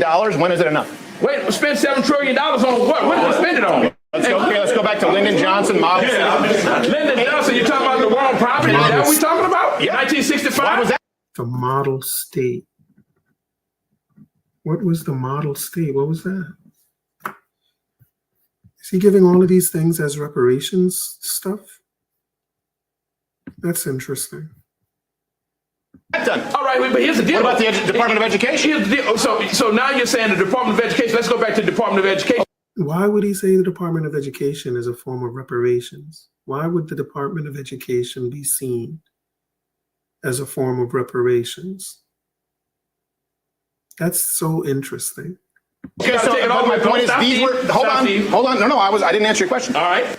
The reason that this was given, right, when you're talking about the Great Society program, the reason when you look at the Model Cities program, urban planning, $8 billion in Detroit, adjusted for inflation, the reason that, and I don't know if you know this, black students in this country get more spending per pupil than white students. I don't know if you know that. That's an actual fact. Even in impoverished neighborhoods through public funding. These were the reparations that were asked of white people throughout each decade given, and then we're told, no, that's not the real one. They were given, whether you like them or not, whether you think they work or not. And by the way, I think they're dog shit. I think we should completely suspend the federal Department of Education. I think the Texas state could do a much better job. But those were done in the name of racial reparations because they were demanded, Steve, and now it's not enough. You say that, but Steve, listen. What was that? Say we should suspend the Department of Those were done in the name of racial reparations. The Great Society program, the Department of Ed, the Model Cities program, and the fact that black students get more funding for public schooling on average than white students. He's looking at all of those as reparations and claiming that trillions have been given for reparations. I'm going to have to look into that stuff. That's just really interesting. I'd love to look into the history of those programs and see if they really were a response to reparations callings. I agree with you, because so why would they do it correctly? It's not just because it was done in the name of racial justice that it was done incorrectly. That's the reason for it. I'm saying that's the reason for it, but along the way of trying to achieve racial justice, you just did it wrong. Was it done wrong because it was done in the name of racial justice? Or was it done wrong because it was a federal program? Because if anything federal run is just crappy, right? Regardless of whether it's done in the name of racial prosperity or whatever. But let me ask you. That's my point. You said people did it the way we were asked. The reason was right. Your approach was wrong. So now you make some 20-year-old kid pay? No, but you came out and said something You said that you're against the Department of Education, right? Let me tell you Federal something. Department. Yeah, Federal Department of Education. Let me tell you something that has come up in a lot of circles that I'm always talking about as a person with a disability. The Department of Education does a lot more in terms of, even with the enforcement of Section 504, right? 504 says that you must have accommodations for individuals with disabilities, right? Perfect example of when you walked in or someone just walked in, did you hear what that thing said? Right, left. Go down to Austin. Let me tell you something. When you suspend the Department of Education, you're also telling the remain 36 million people in this country who have disabilities, you know what? Screw you, figure it out. We don't have to do anything, okay? And this is another reason, going back to what we said with the Black America.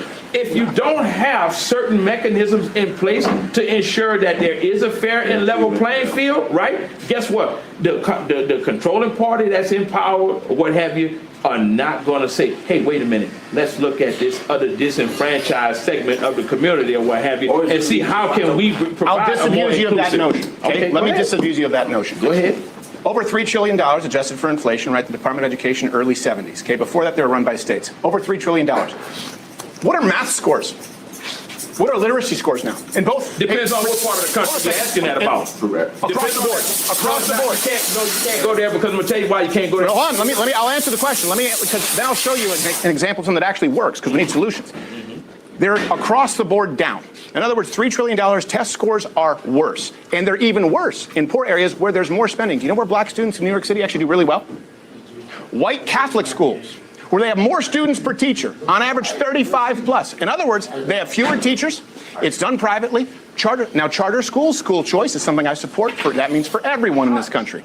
Can't do it because it's racist. Let's look at the academia, though, okay? That's why it's being fought. When you start talking about that, what have you, when you talk about test scores, we can go just north versus south or what have you. Let's look at the quality of education that's in these schools or what have you. Are you going to tell me that it's a standardized academic agenda that's promoted throughout this country? Or is it a fact that some people have a different education level than black? Listen, I work with people. They're bad across the board. I work with people every day that are out the north that have far excelled in that's absolutely true. Than we have in the south. There's no good. Right. There's no good. There's in here. And what I'm saying is, here's something where we could find common.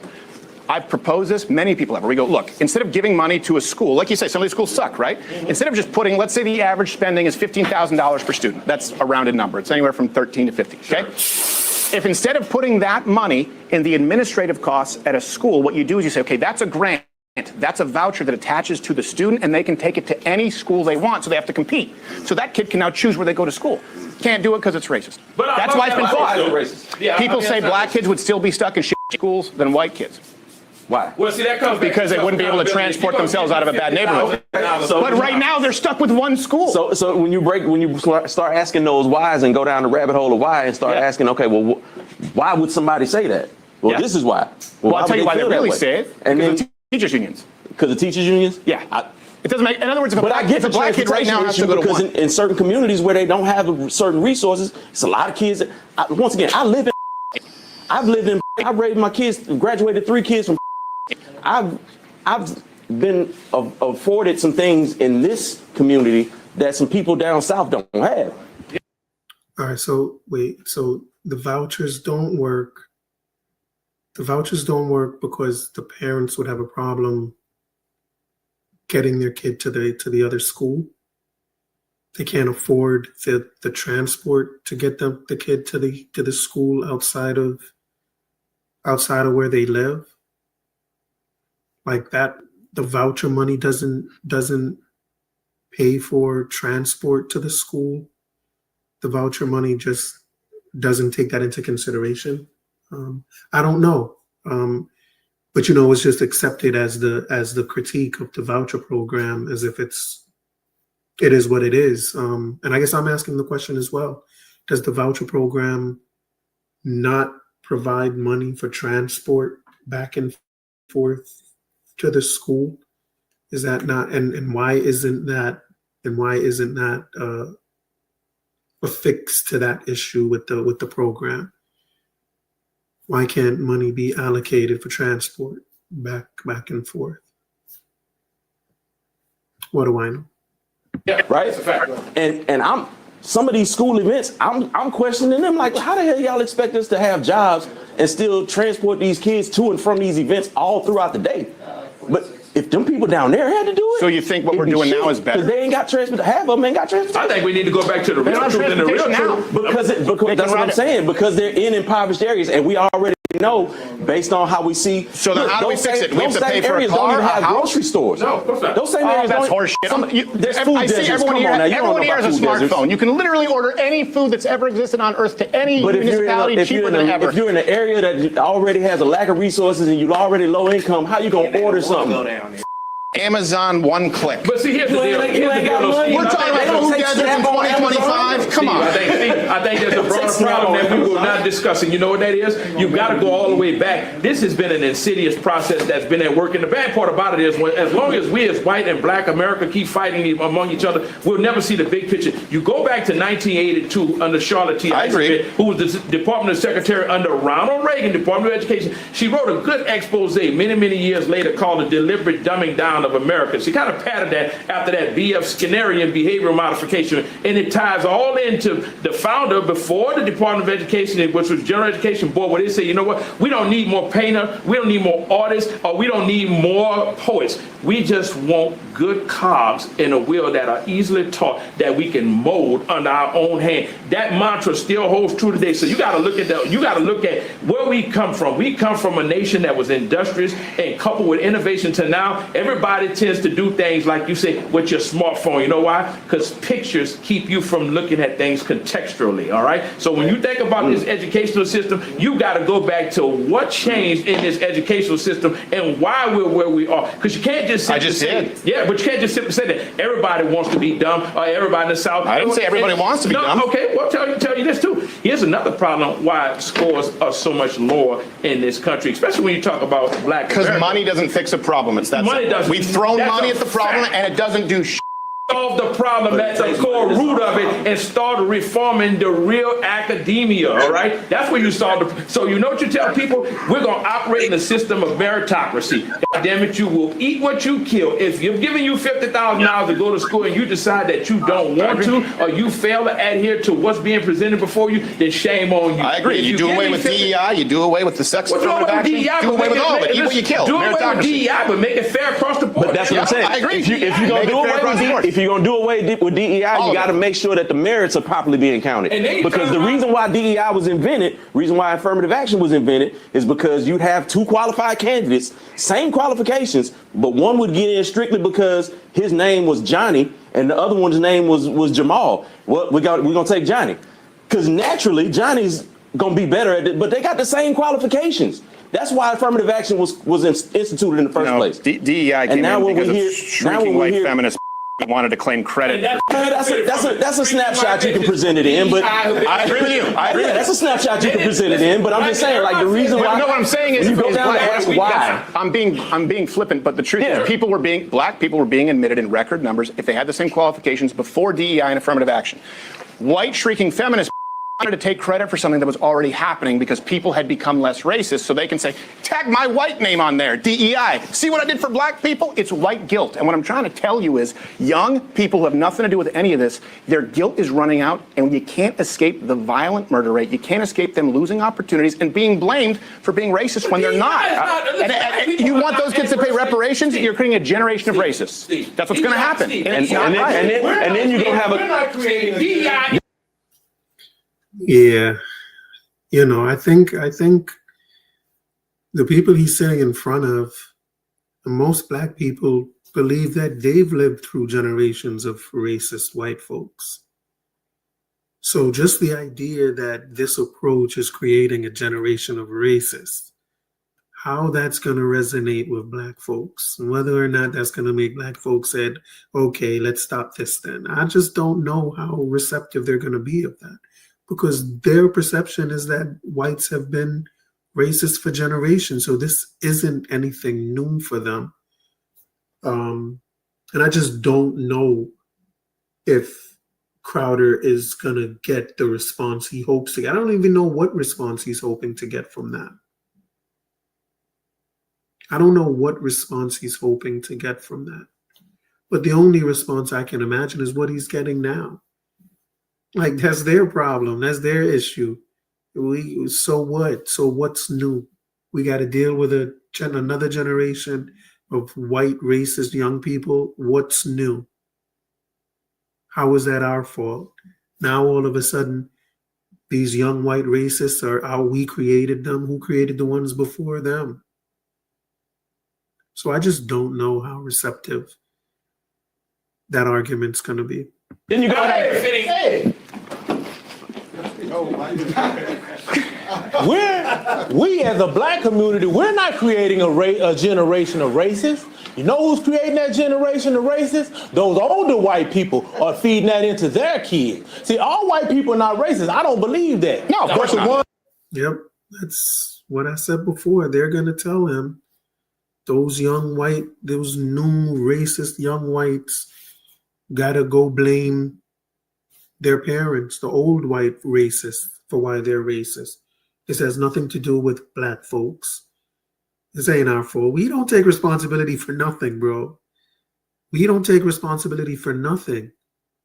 So for certain, we're not going to be taking responsibility for creating white racists. Like, that's not so. So I just don't know how effective this strategy is going to be. But the ones that come from families that have that inherent gene or trait in them, they're passing that on. How? See, I look at this, the gentleman that got killed, Charlie. He called it an inherent gene. Why you think they're going to take responsibility for something that they think is inherent in white folks to be racist? They feel like whatever they do, white folks gonna be racist. That ain't on them. He was killed by a white man, a young white man, right? From the generation that you're talking about that's getting fed up. Well, he was also banging now, his dad had one ideology. He followed another ideology. That's out the same household. He didn't come from nowhere black. He wasn't hanging around with no bunch of black people. I know, I agree. I'm not saying that mindset. His daddy put whatever was into him. His dad either put that into him or his rebellion from his father caused him to think like that. That we're not creating that. Black people. That has nothing to do with what I agree with you. You ever seen over in Africa? You see an elephant with a bird riding on his back. That elephant ain't worried about that bird because that bird not stopping him from doing the thing he want to do. We're the bird.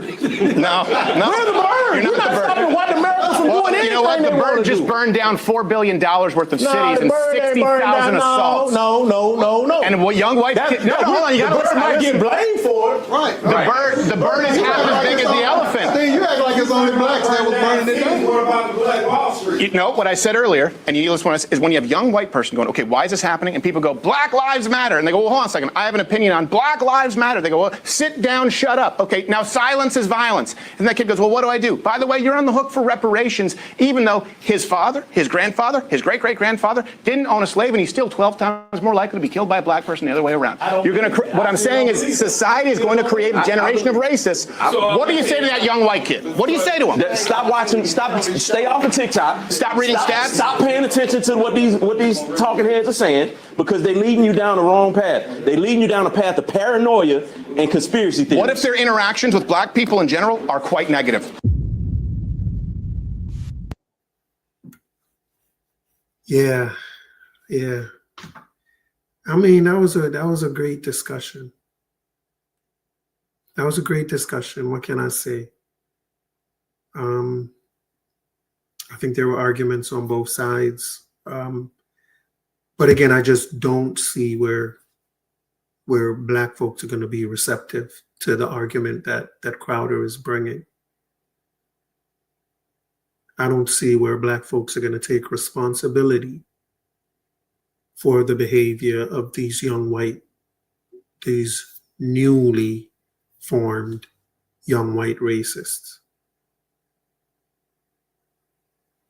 You know, I just don't see it. You heard them. They don't take responsibility for those buildings burning down. As far as they know, these were white folks burning down those buildings in those riots. And they may be right. It was more likely when you turn on the TV, you're more Antifa folks were doing all of this stuff. And the poster child of Antifa isn't a black person. The poster child for Antifa is a young white person. So a young white person can go one of two ways. Like that young white person that's struggling to know whether or not to be racist is going to be listening to another young white person that's saying Black Lives Matter. Because there are young white folks saying Black Lives Matter and torching stuff. And I don't know if, the young white person that's saying Black Lives Matter and torching stuff isn't doing so because they've become racist.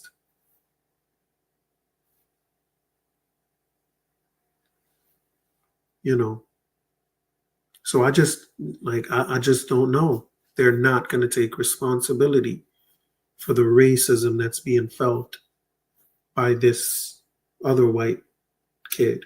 Because they don't take responsibility for the Antifa white kid. They don't take responsibility for the young white kid claiming Black Lives Matter. They don't. And they're not going to take responsibility for the other racist one. Do I see what Crowder's trying to do? Sure. Is it a noble thing that he's trying to do? Of course. But do I see where it's going to reap the benefits that he wants it to reap? No, I can't. I don't necessarily see where I think that.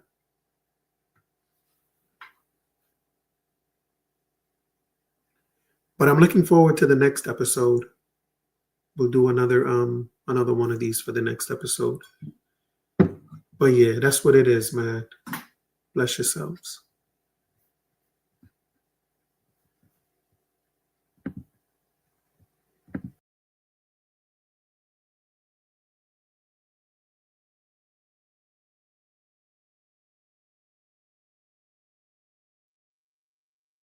What's happening, Dex? What's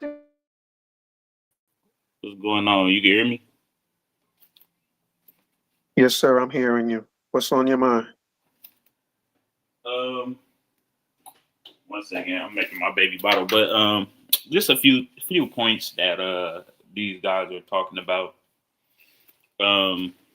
So for one, a lot of the statistics that both uh groups were saying, the white and black men were saying, was a lot of them are like inaccurate, and that's pretty dangerous, as we know. It's dangerous because it's misleading. Is very much misleading. Like every statistic, almost every statistic that they said was like highly inaccurate.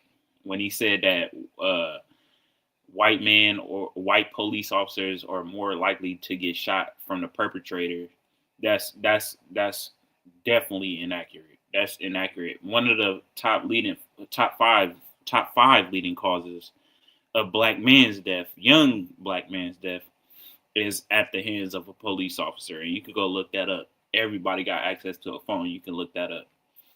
Then another thing he said about the guy on the train, the recent event that occurred with the stabbing on the train from a black man from a white woman. That in itself is dangerous to paint that guy as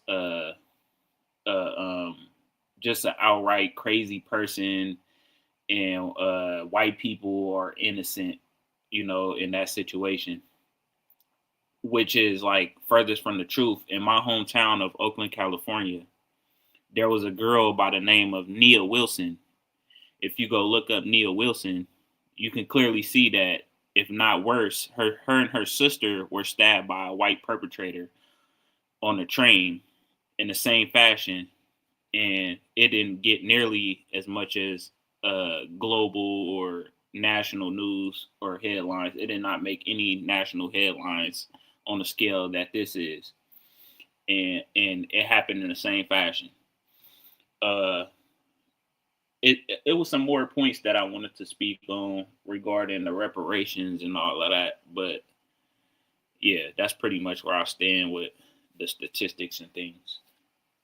Yeah, I actually just asked ChatGPT what's the top 5 reasons for the top 5 causes of death of black men. And it gave the top 5 causes of death for black men in the US. Can you hear me? Can you hear me, Yeah, Dex? yeah, I Okay. can hear you. I can hear you. So number 1 is heart disease or cardiovascular diseases. It says heart disease is the leading cause of death across many demographic groups, including black men. Risk factors are high blood pressure, diabetes, obesity, smoking, and limited access to quality care. I said top 5. I said top 5. Yeah, no, that's why I'm going through the top 5. I asked, what's the top 5 reasons? It said number 2 is malignant cancer. Number 2 is cancer or malignant neoplasms. Cancer is the second leading cause of death. Some types, such as prostate, lung, and colorectal cancers, show racial disparities in incidence and mortality.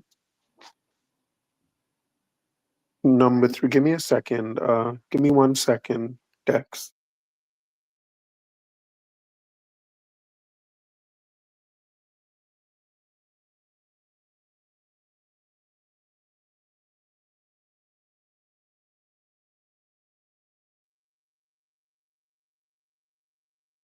Yeah, it says number 3. Number 3, it says, is unintentional injuries or accidents. This includes motor vehicle crashes, falls, and drug overdoses. Among younger age groups, accidental injuries tend to rank higher relative to chronic diseases. Number 4 is stroke or cerebrovascular diseases. Stroke is another major cause of death. Related risk factors overlap with heart disease, hypertension, diabetes, cholesterol, and structural health inequities. Number 5 is diabetes and kidney disease. Diabetes and kidney-related conditions are significant contributors. In aggregate, kidney disease is among the top 10. Black men have especially high rates of diabetes and are more likely to develop kidney complications. Did you say young black men, or did you just say black men in general? It says black men have especially high rates of diabetes and No, are no, more likely. no. I'm talking about the overall question that you typed in chat GPT. Because when you say young black man, it's going to say definitely top 5 is death at hand by cops. Okay. It's according Sure. to the 20, I think like 2019 or later data. Yeah, I could go look it up, but it definitely is by at the hand of cops. I think number one is accidents. Number 1 is accidents, like car accidents, stuff like that. I know number 5 is actually cancer, and then I think number 6 is actually the police. So I said top 5, but it's really top 10. But I can get the source though, because I just looked it up not too long ago. Okay. Yeah, because I did put in the search for young, and it gave me the same 5 reasons. So, what was it that you heard that you were contending by saying that? The statistics that it was a couple things. So one of the things what one of the guys said was one of the white guys said, he said that he said that black people commit 50% of the crime in America. Yeah, 50% of violent crimes. Yeah. But that's not true. It's not true. Why do you say that? Because it's simply not true. We only 13% of the population. It's not true. No, but I've seen that statistics before. Yeah, but that's based on arrests, not convictions. That's like a proven thing. Yeah, so you're saying that black men are being arrested for crimes that other races are committing? I mean, that could be true too, but that's not what I'm saying. What I'm saying is we're arrested for crimes at a higher rate for but they're not convicted for them. They're found innocent. No, they're not convicted. No, they're found innocent. Yeah.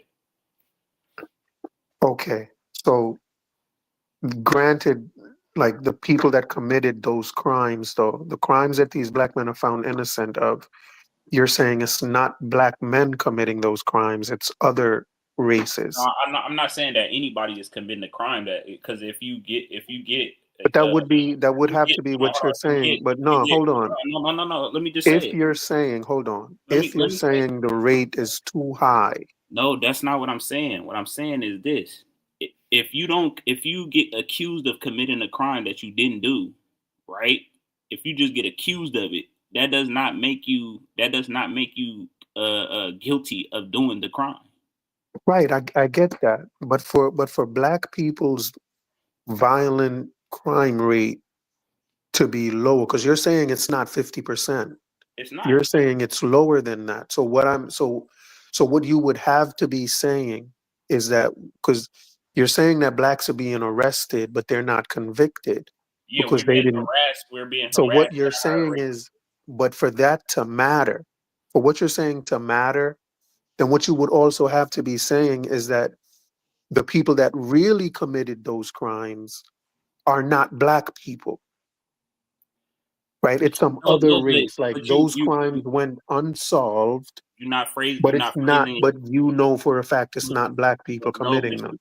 No, but you're not phrasing your question right. You saying it as if I'm blaming the white people for it.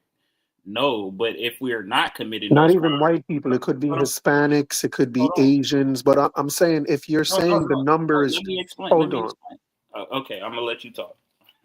Yeah, because I want you to understand what I'm saying, because I don't know if you're understanding what I'm saying. What I'm saying I to do you is, understand. Just let me finish. if you're saying if you're saying that that blacks are not as violent as the numbers state, then what you're saying is, when you mention, if you're going to mention that blacks, they get arrested, but then they get off, then for the numbers to be different, they would find that the people that committed the murders weren't black people. There were some other race of people.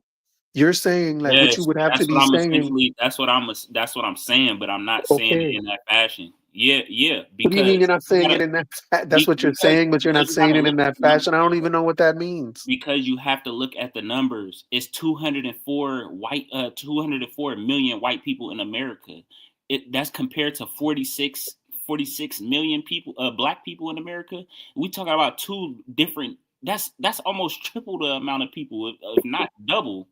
So how is that even hard to believe? How is that hard to believe? How's what hard to believe? Yes, white people would commit more crimes in America because they're almost double the amount of people as black people in America. We talk about rates. We're not just talking about the numbers. We talking about rates. No. It's talking about even the numbers. 50% of the violent crimes That's based on are arrest. committed by That's no. based on arrest, not convictions. You could go look it up. Everybody knows this.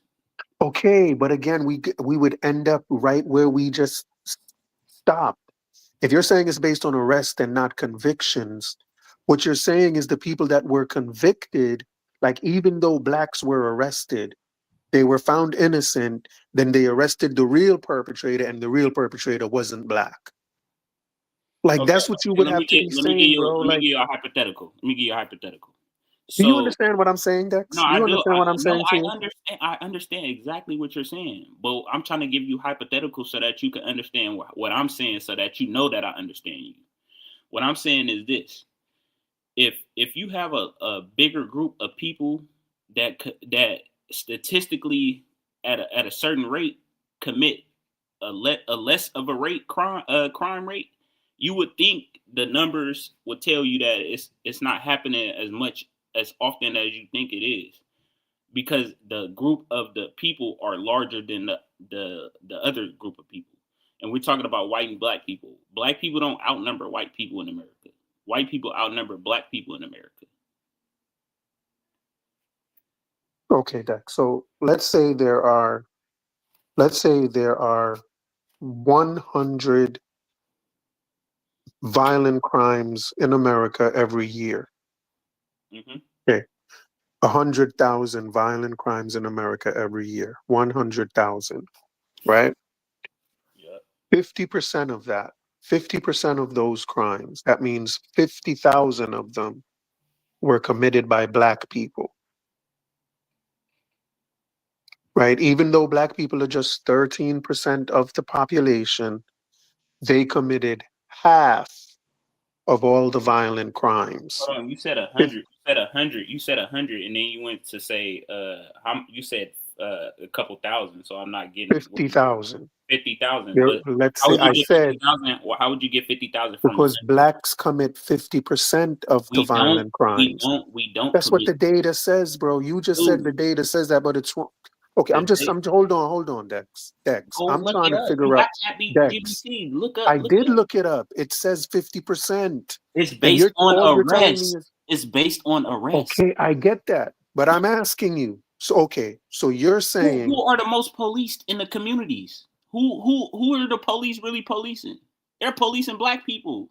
so That hold means they're on. policing only So 13% of Dex, so the what you're saying is, so Dex, if what you're saying, what it sounds like you're saying to me is, Dex, is that half of the crimes that black people were arrested for, some other race committed that crime and didn't get convicted at the same and rate. didn't get Yes. convicted for it, but Yes. some other race committed it. Yes. That Okay. happens. Look at the Central Park 5. You can look this up. All right. So let me ask you this question. Can I ask you this question? Let me ask you another question. Do you believe that 50% of the violent crimes happen to black people. Yes, I agree to that. That by black Okay. people though, by black people, black people, But black if on black. 50%, Dex, if 50% of the crimes happen to black people by black people, then that means 50% of the crimes are No, being you committed missing. by No, black people. you misrepresenting the statistic. What, What I'm Dex? saying Dex. is, Oh what I'm no, saying no, is, no. look, Hold on, Dex. 50%, Dex. 50, Dex. is by doing that. Is by Dex. death. Dex. Yes, I Dex. hear you. No, you don't. You can't possibly. Do you hear yourself? Go ahead. Say it again, so I can help you understand what I'm saying. I said to you, I asked you, do you agree? Because you said to me you don't believe that 50% of the crime is being committed by black people. You said you don't believe that. Then I said to you, okay, do you think 50% of the victims are black people? And you said yes. And then you said, but that's crimes committed by black people. I'm like, okay, so that's the 50%. So how Okay, do you hold not, on. So how do you not, here's the you're question. shedding Here's light. the question I'm asking you. You're Here's the shedding question light I'm on asking you. 13. Hold on. Here's the question I'm asking you. Okay, go ahead. How do you believe, like, how is it that blacks are 50% of violent crimes happen to black people? You believe that, but you don't believe that Hold on. 50% of the Let me crimes ask is you. being committed by black Hold on. people. This is where you're getting the statistics all messed up, and I Oh, just kind of Jesus. conflicted. Hold on. Let me show you what you did. You're calling a non-conviction a crime. It's not a crime if you don't get convicted. It's not a crime. You didn't Bro, commit it's a it. crime. What? You did not commit the crime if you didn't As long get as there's convicted. a victim, there was a crime, whether somebody got convicted or not. As long as there's a Yes, but victim, there was a crime. we're You talking telling about me if nobody got convicted, there was no convictions. crime? We're talking about convictions. You're saying as if it was convictions. It's not convictions. It's based on arrest. If somebody get arrested for a crime that they didn't do, then it's not a crime that they committed. But it was a crime that happened to somebody. Yes, but not And to the the victim person. is still black. The Not to the victim is person. black, Not right? to the person that Hold on. The actually victim is black, right? It could be the Do victim. you It could agree? be Hold black, on, white. It don't matter. Dex. Do you agree that black people are more likely to commit a crime against other black people? Yes, because we live amongst each Okay. other. We Do live you amongst each other. agree? Okay. White people are Okay, just Dex. I hold on, got you, Dex. hold on, Yes, hold on, I got you. hold on. White people are Dex, I just as much. got you. White Yes. people are 80% to 90% just as much as well to commit a crime on their own people too. That's the same. I understand. I get it. And Asians are more prone to do against Asians. I get that. So you agree that black people are more likely to commit a crime against other black people. Okay. Do you also agree that black people are the victims of 50% of violent crimes? Yes, I just told you that. Okay. All right.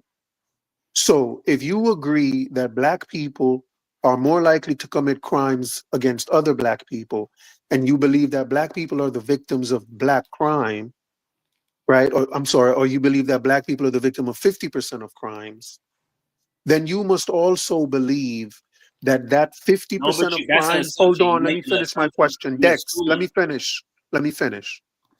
If you believe that black people are the victims of 50% of crimes, then you must also believe that that 50% of crimes that black people are the victim of, you must also believe that most of them are committed by black people. Yeah, but we talk about 13% of the population, right? We're not talking about 240 million. How does that matter, Dex? It What matters. the hell does that What do matter? you mean? How does it matter? It matters because we're one of the smallest percentages of people in America. That we're talking If about you're one race. of them, okay, so you're one of the smallest percentage of people in America, but you're committing 50% of the violent crimes. Based on arrest, not convictions. If you get convicted of a crime, that means you did it for sure. That means it has happened. Just because the crime had occurred, don't mean that it really occurred. Look at Jesse Smollett. Was that a Okay, crime? so Dex, when you said, when you agreed that most of the crime that happened to black people happened by black people, you agreed to that, right? dude, I get what you're saying. Yes, I agree to that. But you're making an assumption that I'm saying that all crime that are being committed by black on black is 50%. And that's not the case.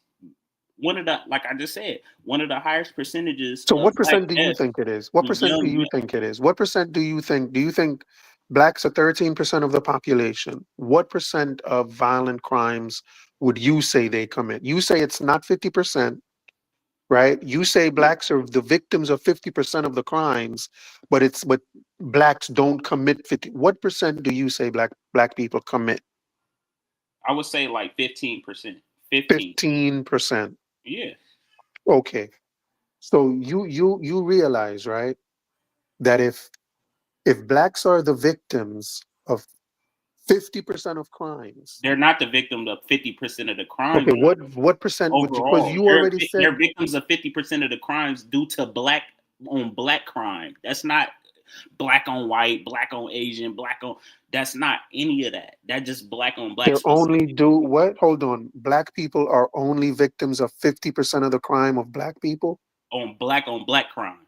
When a black man kills another black man, that's black people's business. That has not. That's not even. So they're the victim of, so that's 100, so black people are the victims of 100% of black and black crime. That's not what I just said. You hold on. Let me slow it Please, down so you can understand. please slow it down, because you're losing me, bro. Listen, you're saying 50% of the crime, right? Let's take what you're saying as crime and let's put it in just black people.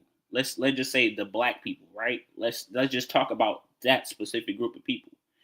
When you say 50%, it's done 50% on black crime.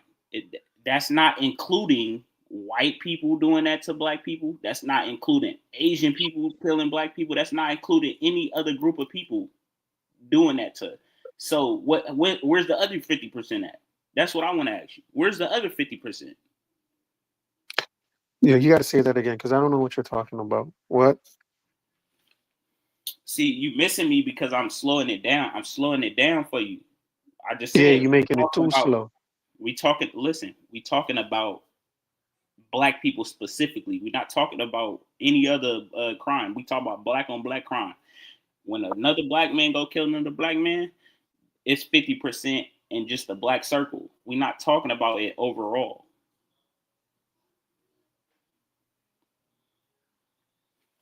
Wait, say that again?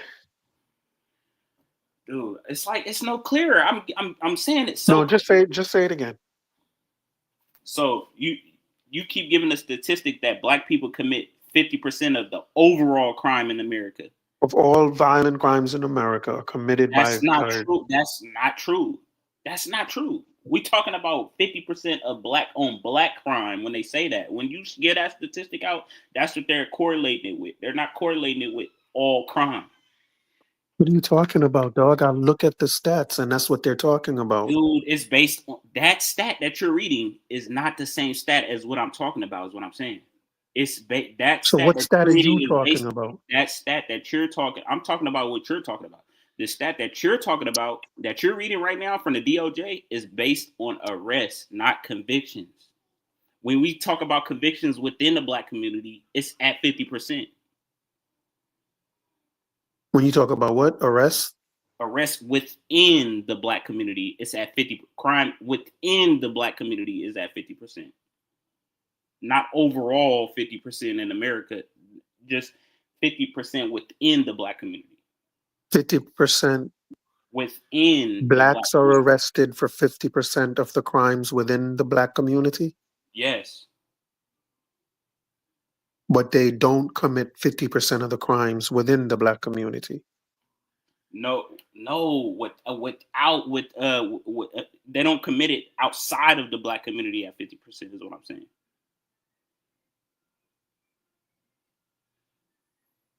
As a whole country. I'm not sure what you're talking about, Dex. I gotta tell you, man. I know Like, you don't know because you're not looking. I don't know what you're saying, bro. Do you get within? Within means black people only. That means one black person after another. Because I could say the same thing for white people. White people commit just as much, if not 80 to 90%, just like black people commit 80 to 90% within their own community crimes. You just How said it many was of them? Hold on, 50%. You just said hold it on. was 50%. Now you're saying it's 80 to 90? No, I'm talking about violent crime by gun, white on white, black on black. That's what I'm talking about. I'm correlating it with as a whole now. I'm not talking about just specifically black people. I'm talking about it as a whole. When I say that, they're both at night. You're 90% more likely to get killed by your own people, is what I'm saying. 80 to 90. Okay.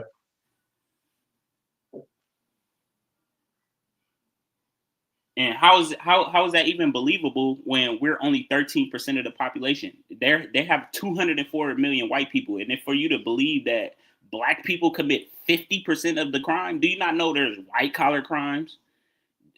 Just how they say it's black It says on black crime. 50% of violent crimes. That's violent crime. It don't matter. It's not 50%. What do you mean it don't matter? What do you mean it doesn't? Of course it matters if you're going to bring in white collar crimes. White collar crime is not considered violent crime.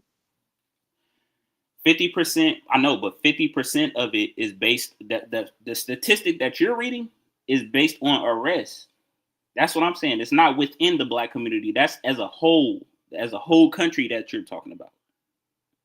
Okay, so what you're saying is it's based on arrest, and they arrested the wrong person, right? And you're saying the right person that committed the violent crime is not a black person.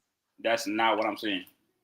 It, That's not what I'm saying. I'm not going to agree it's to the that. only thing that would make sense. It would only, like, if that's not what you're saying, then what you're saying doesn't make no sense to me at all. Hold on. If that's not what you're saying, then I have no idea what you're saying. I don't know who is doing it. It's not my people. That's all I know. It's based. But if it's a crime, DOJ, if you go look at a crime is a crime, I get it. A crime is a crime. But Dex, if it's a crime against a black person, right? Mm-hmm. It's more likely that a black person committed it. Okay, hold on. So okay, let me ask you a question. So you're saying no? Can you answer that question? Can you answer that question? Yes or no? I'm trying to get an understanding. So you're saying that because black people are more likely to commit black on black crime at the rate that you're saying, that another black man is responsible for that statistic? Is that what you're saying? Yes, because you would have to agree with that, because you already said you believe that black people are more likely to commit crimes against other black people, and white people commit crimes against white people. So you're saying black people are more likely to be victims, is what you're saying? The statistics say 50% of crimes are against black folks, violent crimes. And so if black folks are 50% of the victims of those crimes, then black people would be, let me finish text. If black people are victims of 50% of those crimes, then black people are also the perpetrators of 50% of those crimes. Hold on. So listen to this. Where are you getting the exact statistic that's saying that black people are 50% of the victims in America? DOJ, bro. No, the DOJ is lying to you. That's not true. That's not true. Man. We're not 50% of the victims. If that's the case, if there's 46 million black people, right? And how many of that percentage would be black men? Black men. That would be a small percentage of black men, right? So how is that the black men or that would be like genocide? That would be genocide. No, that would be more like suicide. That would be suicide. That would be. Hold on. That would mean that there's not even many. You wouldn't even really see a black man walk down the street if that was true. If what was true?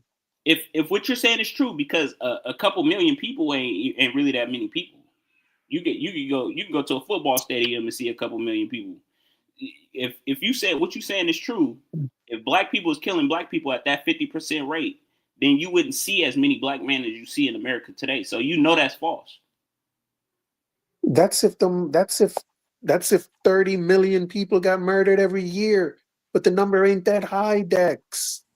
No, What are you talking about, that's Dex? what I'm telling you. That they're talking about rates. They're not talking about a whole number group of people. That's not what they're talking about. They're talking about rates, and they hold on. And the rates are based on are based on arrest, not convictions. It's not rocket science. It's based on arrest, not convictions. If a black man killed another black man, he really did it, and he got acquitted of it. That does not count as the statistic that they're talking about. It's just more likely that he may not have done it, but it's more likely that another black person did it. It doesn't matter who did it. What I'm saying is it wouldn't count as the statistic. It wouldn't count as a statistic. That means that they're not going off real statistics. They're not going off DOJ statistics. They're just going off the arrest. I got arrested for it. So, okay, that number is what it is because you got arrested for it. You're not going to... Hold on. Let me ask you this. How many times have you seen or heard of a white person getting arrested for the same crime that a black man Dex, committed? why do you believe? Hold on, let me ask you this question real quick. How many times have we seen this? A white man and the black man commit the same crime, and all of a sudden the black man gets sentenced at a higher rate than the white man for committing the same crime By the same judge? by the same judge. Yes. I don't know. It's because it's clear. It's obvious racism. And we see that a lot. And we see it in statistics. The statistic that you're saying. You'd have to share that with me where the same judge we could, bro. You can look this. You for can the same crime, two different people. You'd have to show me that stat. No, I'm not looking nothing up. You'd have to show me that. Okay, I'll shoot it. Because I don't believe it's out there. I'll shoot it to you in a minute. But I believe it's possible that different judges may have done that. Okay, but the same judge? I don't know. The same judge have done that. It's plenty of situations where judges have resided over the same type of case. You got criminal judges that do the same murder cases over and over, same stipulation, everything, same guidelines, but sentencing black men, which is less than 13% of the population, less than 13%, at a higher rate. Let me ask you this question, Dex. What makes you believe that black people are more likely to commit crimes against other black people, and that white people are more likely to commit crimes against whites and Asians against? What makes you believe that? Because we live amongst each other. That's all it is. We live amongst each other. White people live amongst white people. Black people live amongst black people. Asians commit crime because they live amongst Asian people. It's just what it is. That's just what it is. So why do you keep so even though, you would also have to agree then that even though somebody got off, was arrested, but it wasn't him, the right person that committed the crime is more likely to be a black person, right? Because that person that the crime happened to lives among black people. So even though a black person may have been arrested but not convicted, he got off. He was arrested, then found to be not guilty. Like the right person that committed that crime is more likely to be a black person that other black person that it happened to lives amongst. Mm-hmm. Right? Right, yeah. Dex? Yeah, I get what you're saying. So it doesn't change this. So it wouldn't change the statistic.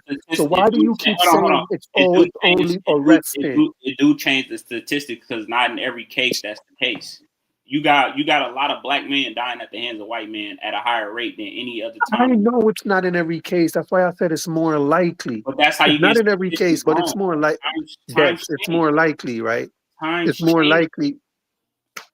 Times change, so statistics also change too. So when you put out a statistic like that, it's dangerous. It's clearly dangerous because today somebody could wake up tomorrow and be like, "Oh, all white people want to kill black people," and all of a sudden the statistic is changing in meantime, like right now. So when you say that this is happening, now you alluding to the case that black people kill black people at a higher rate. When tomorrow they're gonna wake up and think differently. You know what I mean? Now it's all white people killing black people. Times change every day. Something changed. That's why it's dangerous. Well, in my opinion, in my humble opinion. Dex, you smoke weed? No, I don't. I ain't smoked weed in about 5 years now. Why did you stop? I stopped because I just noticed a change in my body. Like I noticed I was more sluggish, more not on point. So I just stopped it. I went cold turkey. Just woke up one day. I was like, I'm not doing this no more. Okay. But can we go to another point that I wanted to go to that the dude said? Sure thing. Because the white dude was being real disingenuous when he said this. When you talk about the reparations part, right?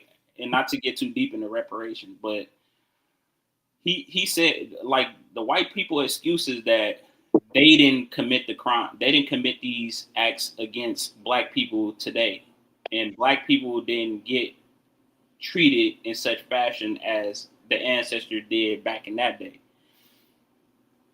But if we being real honest, we all benefited or didn't benefit from something that happened in those days.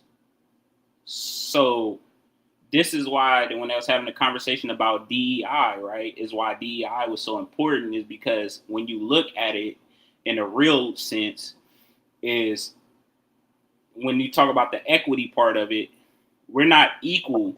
We're not equal. We're not equal. We don't own everything in America, even though we built it.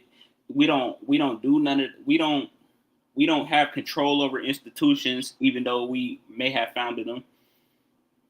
We don't have equal playing field. So that's why equity comes into place, is to balance it out so it can be equal. That's the moral of equity. And that's what we need in the country, because you have a group of people that have been treated so severe in any way in a point in history that no other group has been treated, and all of a sudden they don't want to admit to their guilt. They don't want to admit to their guilt. So now, you watch the football games today? Yeah, I watch my Raiders win. You think there are too many black people on the Raiders? Nah, I wouldn't say that. About what percent of the Raiders would you say is black? I wouldn't even care. I don't care if you black or white on the Raiders. Like, that's not something I look at. About what percent? About 90% of the NFL is black, right? Yeah. And somewhere between 60 to 90% of the Raiders is black. Oh, if they are, they are. I'm not caring about the race. That's not. So why don't you care about equity when it comes to football? Why are you okay with that? Why are you okay with it when blacks are 90% in the majority, but when it's flipped around, like you want equity? Why don't you want to see equity in the NFL? You insinuating that I believe that the NFL should be 90% black people? I don't agree to that. I think that it should be more. You just said you don't care. I don't care, but at the end of the day, it's not okay for a whole group of black people to just take over the NFL. That's not where it lands. Okay. Talent is talent. Talent is talent. So what percent? What do you mean? Talent is talent.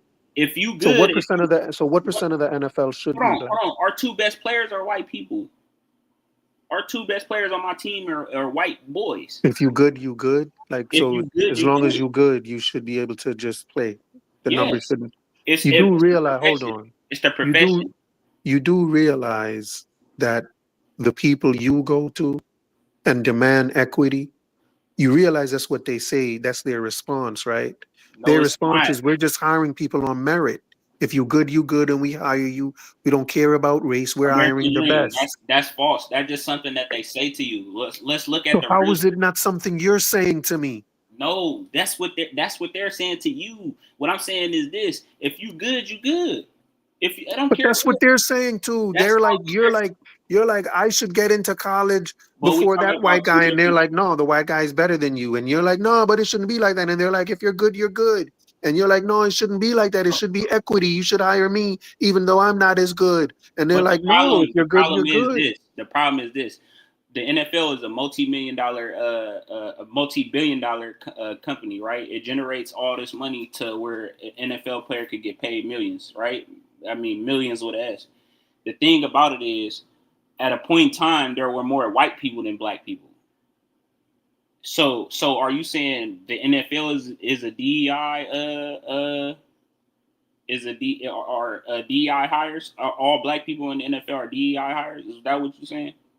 No, I'm saying the NFL needs some DEI policies in place. If there was DEI in the NFL, then there wouldn't be 90% black people in there. There would only be like But there were 90%. 13%. But there were 90% white people at first. It has nothing to do with race. It just has everything to But do if with talent. okay, but that's closer to DEI. Like there's white folks is like close to 70% of the population. So they should be about 70% of the NFL.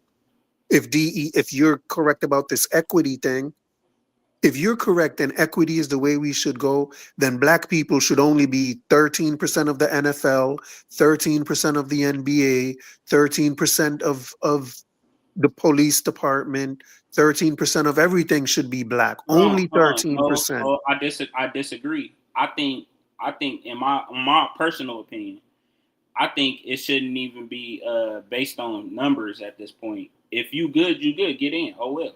But the point So you is, don't agree with hold DEI. on. No. But the point, I do. So But you don't agree with DEI. I do. But I'm about to explain why I do and I don't at the same time. You do and you don't.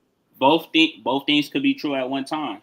What I'm saying is, the reason why I say that is because historically, black people have never been offered a chance into a position of power because the white person feared that we would take over the things that they have control of. So that's why DEI was put into place. Although I don't like people being discriminated against on the basis of their race, color, disability, any other thing, right? I feel DEI is good because it prevents people from being discriminated against.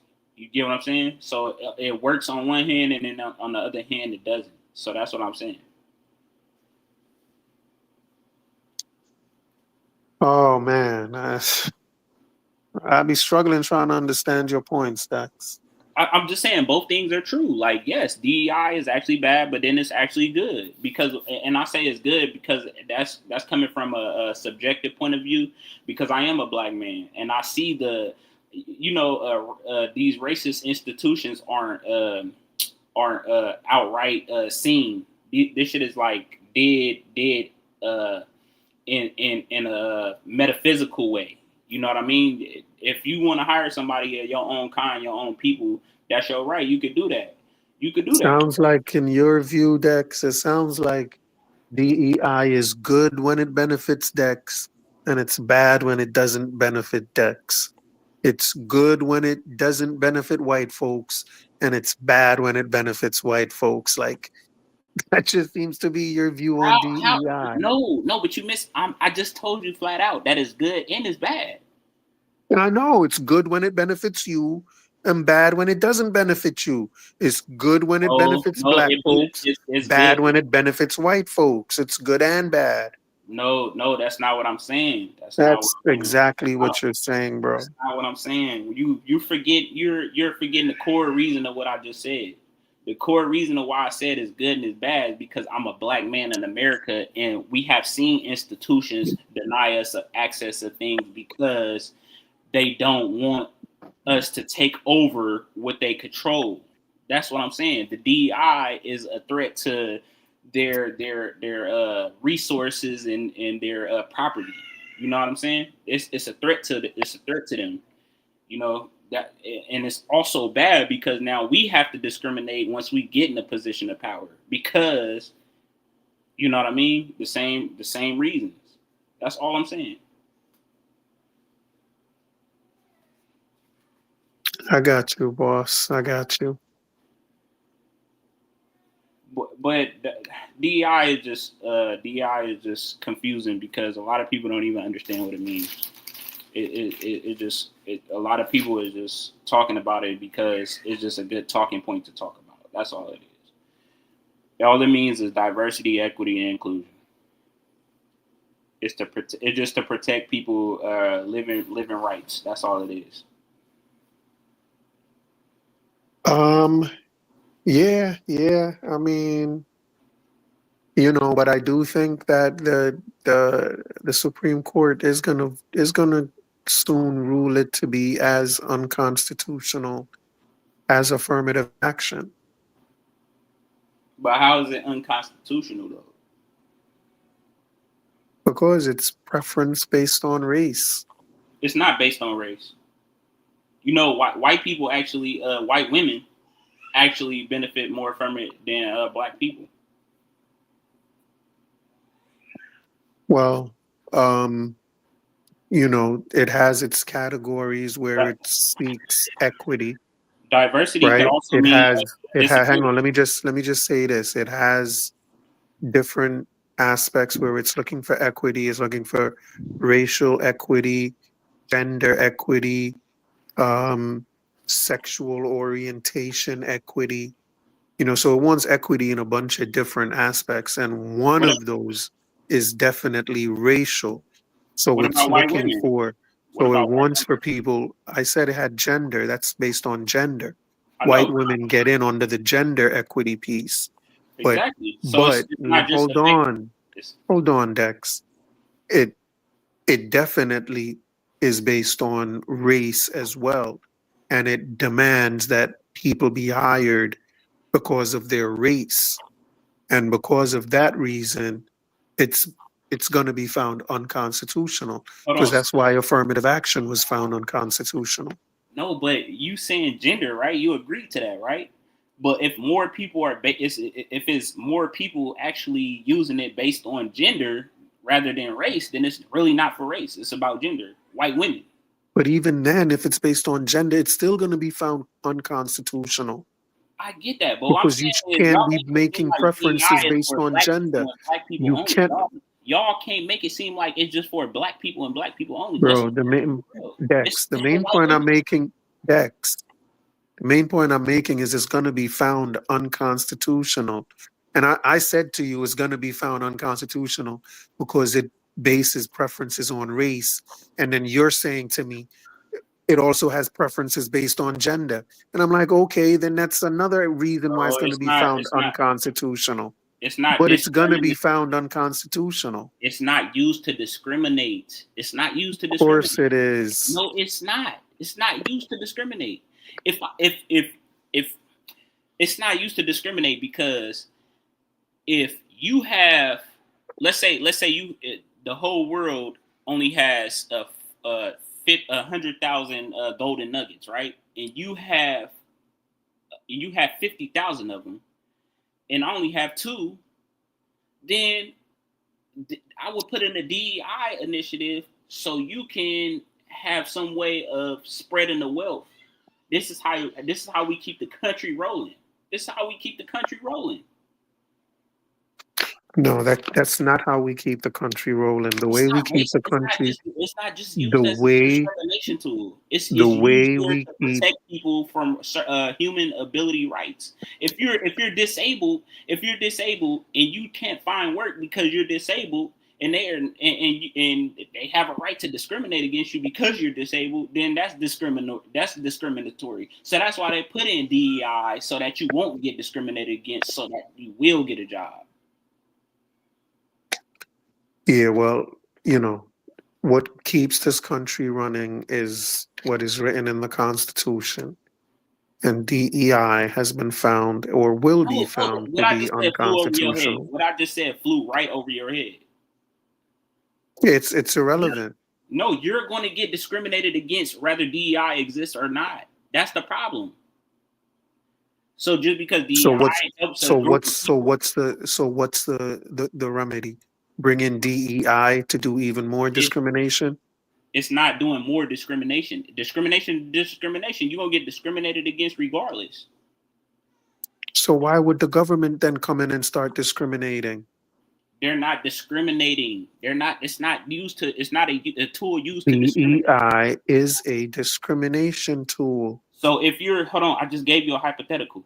If you're disabled, right, and you cannot work, and nobody will hire you because DEI is not in place, right? So they're discriminating against you because you're not physically able to do security, right, or a job like that, that they discriminate you like, oh, no, I'm gonna roll with the dude that got actual legs and you But can't bro, walk. if you're physically not able to do the work, they're not But it discriminating doesn't against matter. you. That's discrimination.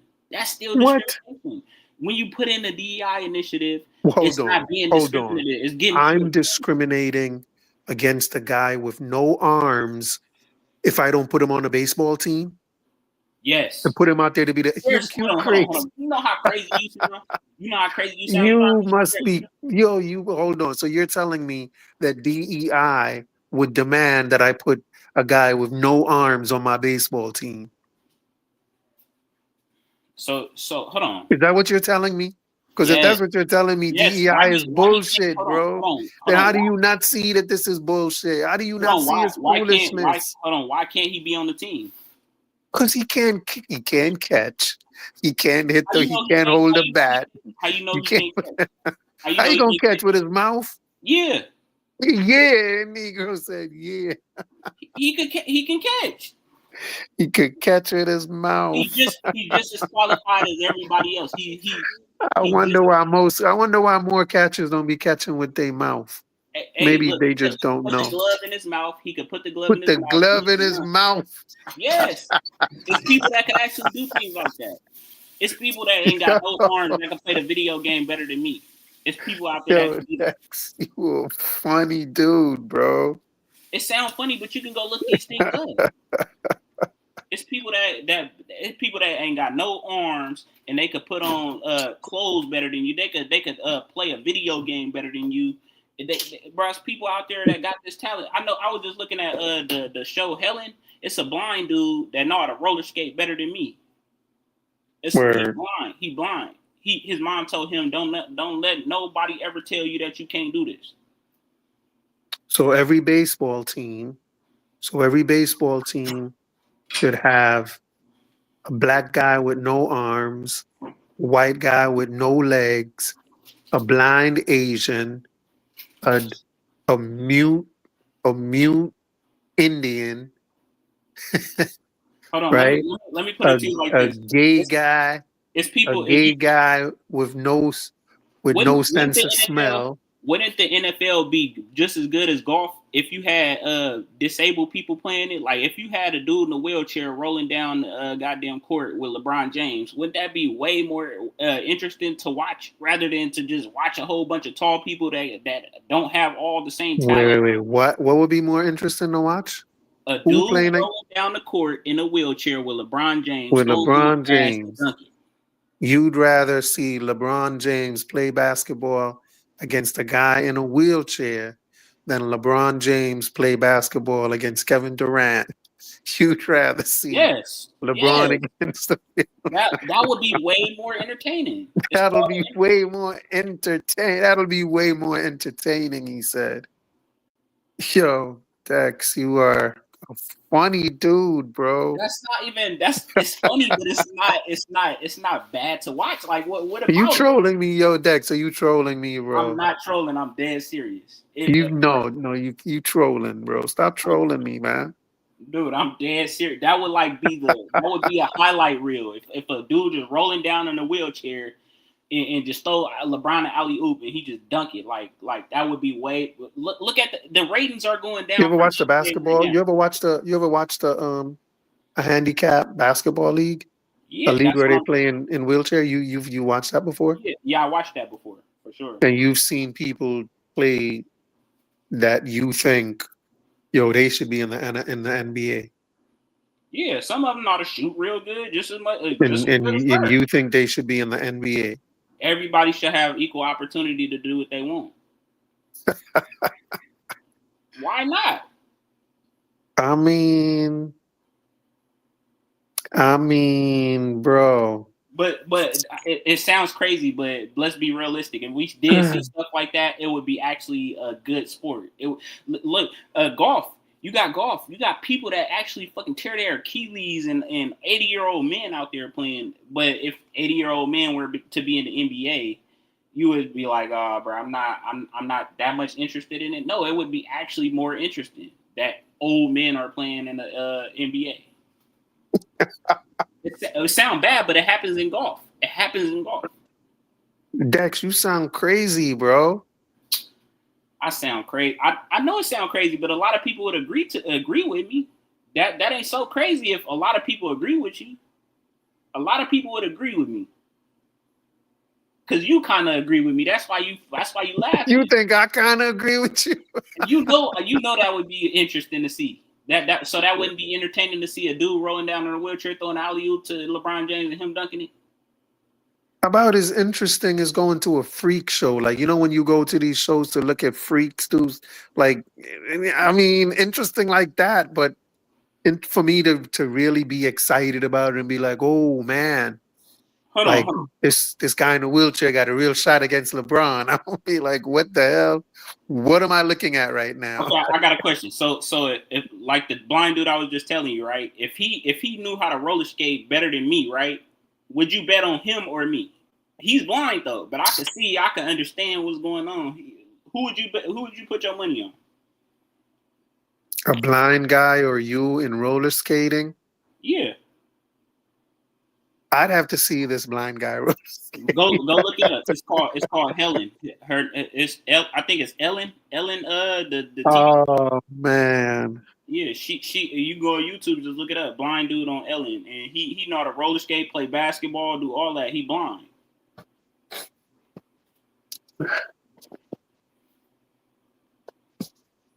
Yo, you got to point me to the wheelchair basketball player that came on Ellen that was just dunking all over the place. I'm not saying that he could dunk. It just would be more entertaining. That's the point of DEI. It's for people like women. Like if women were to play fucking padded football since they want to be equal righted, would that be entertaining to us? Hell yeah. So black people, so black people and women being hired in DEI is like a handicapped person playing in the NBA. Hell yeah, it would be entertaining. It's all entertaining. It would just, and it's not just correlating. Hiring a black person for your company is like hiring a handicap to play in the NBA. No, that's not what I'm saying. I'm just It giving you. sounds like that's what you said. I gave you a hypothetical. That's what I was giving you. I was giving you a hypothetical. I'm not, but yeah. But it would be the same thing for white people. Black people hiring the white people would be the same thing. So it's not no different. Shit, it's not no different. It's all equity. It would be all considered equity. Well, I don't know how entertaining that game would be, but I know I've been entertained tonight with this line of arguing. You've been arguing. But that wasn't my whole point. My whole point You was are a funny man. the statistics. The statistics was my main thing. Like they can't go out here saying that black people commit all the crime, bro. That's not what happened. A lot of black people are getting neighborhoods are getting gentrified right now, bro. It's where I live at, dude. You can go to West Oakland or whatever right now, and you can go see white people walking down the goddamn street. Back then, probably about like 20 years ago, they couldn't do that. They would just get their head beat in. But now, black people ain't going around harassing these people because they live in a community now. So we accepted them as much as, and that's the only thing. That's what's wrong with us black people. We accept people too much. Like if we did accept people, then I would be like, yeah, y'all right. We do commit that crime because now we're not accepting to them being in our communities. But they live here, so hey, it is what it is. It ain't happening now. When the last time you seen a black motherfucker just going around just harming white people? We don't even give a two flying F's about a white person going down the street. And we don't. When I see a white person, Steven Crowder was just talking about what happened to that white girl on the train, bro. Dude, look up Nia Wilson. The same thing in Oakland on the train. The same thing. This was like a couple years back, 2018. She got stabbed for no reason on the butt. Like the same. It's the same thing. Look up Nia Wilson. Her name is Nia Wilson. Her and her sister, in fact, got stabbed. 2 people, not one, and it was a white man that did it. Her name is Nia Wilson. Nia Wilson. Simple. Okay. Look, you got ChatGPT. Look her name up. She got stabbed for no reason. Same thing. He went behind her and stabbed her sister. Sister survived. Her sister survived though, but she died. I went to school with her. I went to Oakland High with her. That's how I know. Like, all this is like a talking point for the media at this point. Her case didn't go viral because she's a black woman. She's a black woman. They didn't care. She got killed. She got killed. Oh well. This is going nationwide to the president. You get what I'm saying? It's going to the president. Now the president overseeing this because they want to start race wars because of what happened to Charlie Kirk and the way black people handled the situation. We didn't care about it. So they looking at it as if black people are heartless or don't care about white people, and that's a threat to them.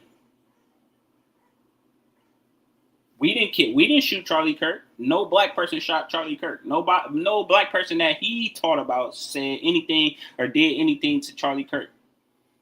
A white man, his own people did. He went around preaching to the whole country how black people are these murderous and dangerous people. This is why you gotta be careful of the power of the tongue.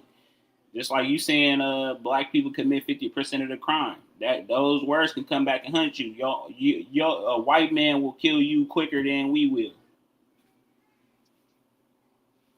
And it's crazy. But that won't change the stats, though. Yeah, it will. Because how is that going to change? Over time, it will happen. But listen, the dude in the video even proved their point. Because how are you talking about black people commit all these crime and you scared to go to church? I mean, you scared to be around black people because black people are harming white people. But you're sitting in a black barbershop around all these black men, but you're really truly scared of them. That does not make sense to me. It just don't make sense. He's sitting in the black barbershop where he's saying black people are the most criminal people, but you're sitting around a whole bunch of quote unquote criminal people and you're talking about what it needs to change. And as if it's not dangerous, because it has to be dangerous, right? If we commit 50% of the crime, that's how Charlie Kirk died, man. That's how he died. So you don't believe that? You don't believe the crime statistics for inner cities? No, I don't believe that. Not that statistic. That's not true. Because it's shit you got to see on a daily basis. Like that's not something that you would see on a daily basis. If we could commit 50% of the crime, that means all the crime, violent crime. Let's talk about violent crime. That means they excluding a whole bunch of white crime. You got 204 million white people. Y'all saying that is innocent of crime. No, those crimes are just not included in that stat in those stats, but they have statistics for non-violent crime as well. Let's talk about crime in general, though. Like white people commit. I'm sure they have those stats too. I'm sure they have that stat as well. Hold on. The dangerous part about it though is let's look at it historically too. White people are historically more violent than black people. Historically. So for them to say that we commit 50% of the crime, and this is based on white statistics, white people who invented these institutions that put out these statistics, how is that not propaganda to discriminate against the black people that has never harmed any white people at a mass number like that? Like that's not true. He said it in the barbershop. The white guy, I don't know his name. He said that black people are going around harming white people. Nobody I know and nobody I hang around going out to harm no white person, shooting them, killing them, nothing like that. Nobody, at least I know, that's going out just searching for. No, we do it to our own kind though. So when he said the statistics, I'm thinking like, oh, he must mean like it as a whole, not as black people. Because when you look at the statistics in the DOJ, it clearly says based on arrest. It has nothing to do with convictions. If you get convicted of a crime, that means that statistic hold weight. I mean that it actually happened. It took place. But when you get arrested for something, it didn't take place. The crime did, but you committing the crime didn't happen.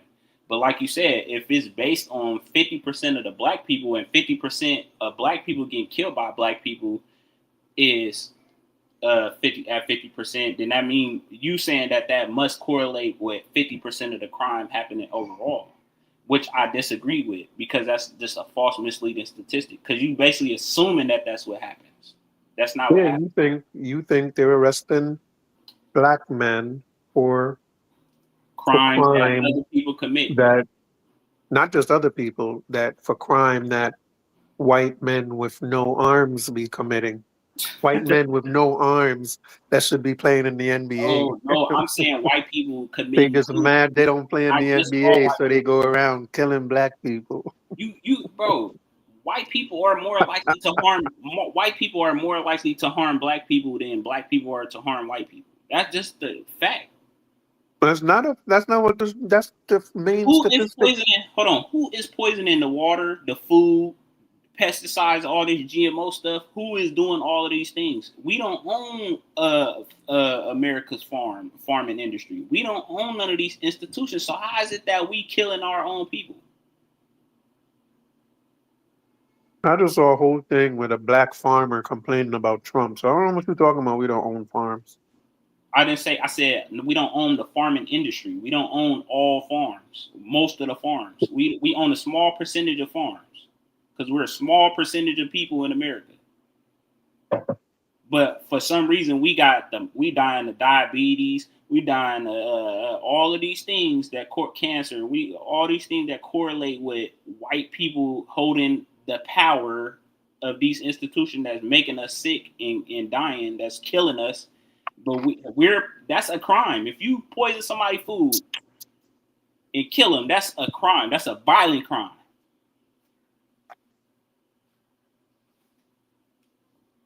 But that's not in the DOJ. That's not being looked at. But I'm crazy. That's not crazy to me. That's not crazy. That's a violent crime when you poison somebody's food, poison somebody's water, poison somebody just a whole bunch of things. Poison the air, poison the food. Look at these What I'm experiments. saying then, what you need to do, Deck, you need to tell all of these black gangbangers that when they want to kill their ops, instead of going out and doing drive-bys, they should just start a farm and then sell Hold them on. poison fruit. So y'all keep saying gangbangers are a small percentage of the black population. Like the smallest percentage you could think of is basically the gangbanger community. Y'all correlate that so bad because y'all influenced through propaganda like rap, stuff like that this is actually happening. A lot of the rappers that's even talking about it not even doing it. So it's like, come on, y'all using statistics that don't even matter for real. And it's statistics that are very small. A gangbanger is not more likely to harm a white person or anybody at that. It's more, they're more likely to harm their own people, bro. That's what they're going to do. They're going to go get after their own people. And half of the time, that shit changing right now. Like, a lot of shit changing. A lot of gangbangers coming to a common sense that, damn, if we do go to prison, we're going to have to live amongst each other. So it's pointless to come out here and do anything to each other. The only time that it's acceptable in the black community to kill another black man is if blood had already shed on another black man. So if you go out there and kill another black man, they're going to want revenge for that black man that died. That's all it is. That's why it's gonna never end. It's actually changing still. A lot of black men are saying, man, we both took losses. Look at Lucci and Young Thug. A lot of them like, look, we both took losses. We gonna chuck it up and we gonna just be cool, bro. Because we ain't trying to go to jail for the rest of our life. All right, Dex. Let me ask you this question, Dex, because I'm gonna close this down. But Steven Crowder, the white guy that was in the video, the video that he put up was about black fatigue. What would you say to him after watching the video, seeing his take on black fatigue and the fact that it's creating, young white racists that we're going to have to contend with? What would your message be to Steven Crowder? I don't have no message for them because they know that they're racist at heart. All white people are racist. All white people are racist. I'm with Dr. Umar on that one. All white people are racist, whether they understand it or not. They're racist. They benefit. Even the ones that are not racist are racist. All of them are racist. All white people are racist. Gotcha. I believe that. But like I said, I don't have a message for them. But what I will say is the black on black crime is now being changed to the black fatigue slogan. It's being changed because they're tired of us complaining about it's not a such thing as black on black crime because white people commit crime against white people. So why is it not called white on white crime? You know what I mean? It's just called crime. That's it. We don't give terms to these things, you know? So that's what I would say. It's just a new slogan to make us not care about the black on black crime slogan. So they say black fatigue instead of saying like they're basically saying they're tired of black people. You know, we're not gonna say that y'all killing each other no more. We're not gonna say that. We're just gonna say we tired of y'all. That's what they saying, which is actually worse.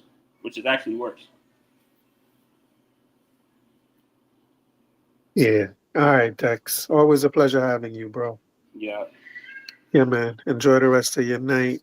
Yeah. Hey, but look up before I go. Look up Neil Wilson, and look up the DOJ statistics based on arrests, not convictions. That's all I want to say. And you're gonna come back and you're gonna be like, "Oh, you were right." No, I know you were right. I know it's based on arrests and not conviction, and that's something I've looked into myself already. But I don't see where any of that makes the difference that you think it makes. I just don't see where it makes the difference. I just told you times are changing. Black people ain't going out to just harm black people no more like how you think. That shit is old news. It's 2025, about to be 2026. Black people ain't just going out always trying. It's a small percentage of black men doing that. Period. That's all it is. It ain't 50% of every black death is at the hands of black people. That's not what's happening. That's what the stats say. That's what the statistics say. But that statistic just lying to you. They trying to convict people based on arrests. That's what they're saying. I'm trying to convict y'all off of the arrest that I made. So instead of just saying that it's arrests, we're gonna say it's convictions. But for white people, it just arrests. It's not convictions. It ain't got nothing to do with convictions. It's got everything to do with arrests. That's what they do. The statistics are lies underneath. You know, the arrests and the convictions are the lies. All right, Dex. I'm gonna catch you next time. All right, for sure. Yeah, man. Blessings. All right.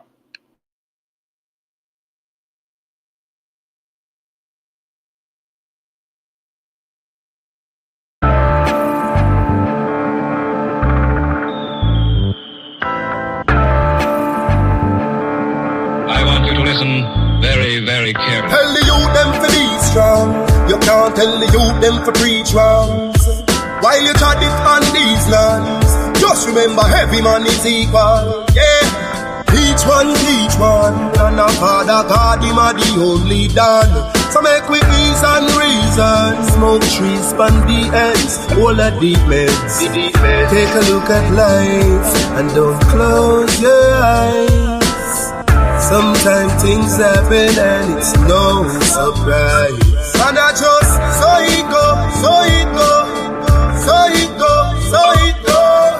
It's the government no have no heart, them no care about poor people. Yeah, bigger heads no love people again. Them more than little of them.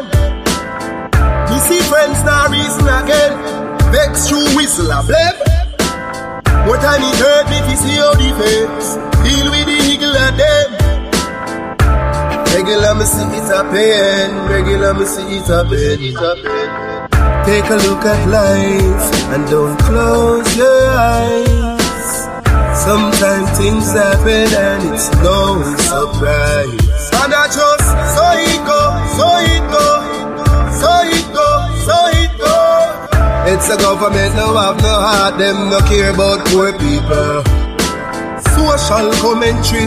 Drop the one, your principle, you don't know. The global will come and do it. Some people life every day, it's stress. The high price from JPS, that topic is currently. Jah alone, him a go help you. We need food, but we no healthy.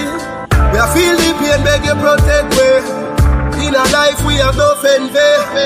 Take a look at life and don't close your eyes. Sometimes things happen and it's no surprise. And I just, so it go, so it go, so it go, so it go. It's a government, no have no heart, them no care about poor people.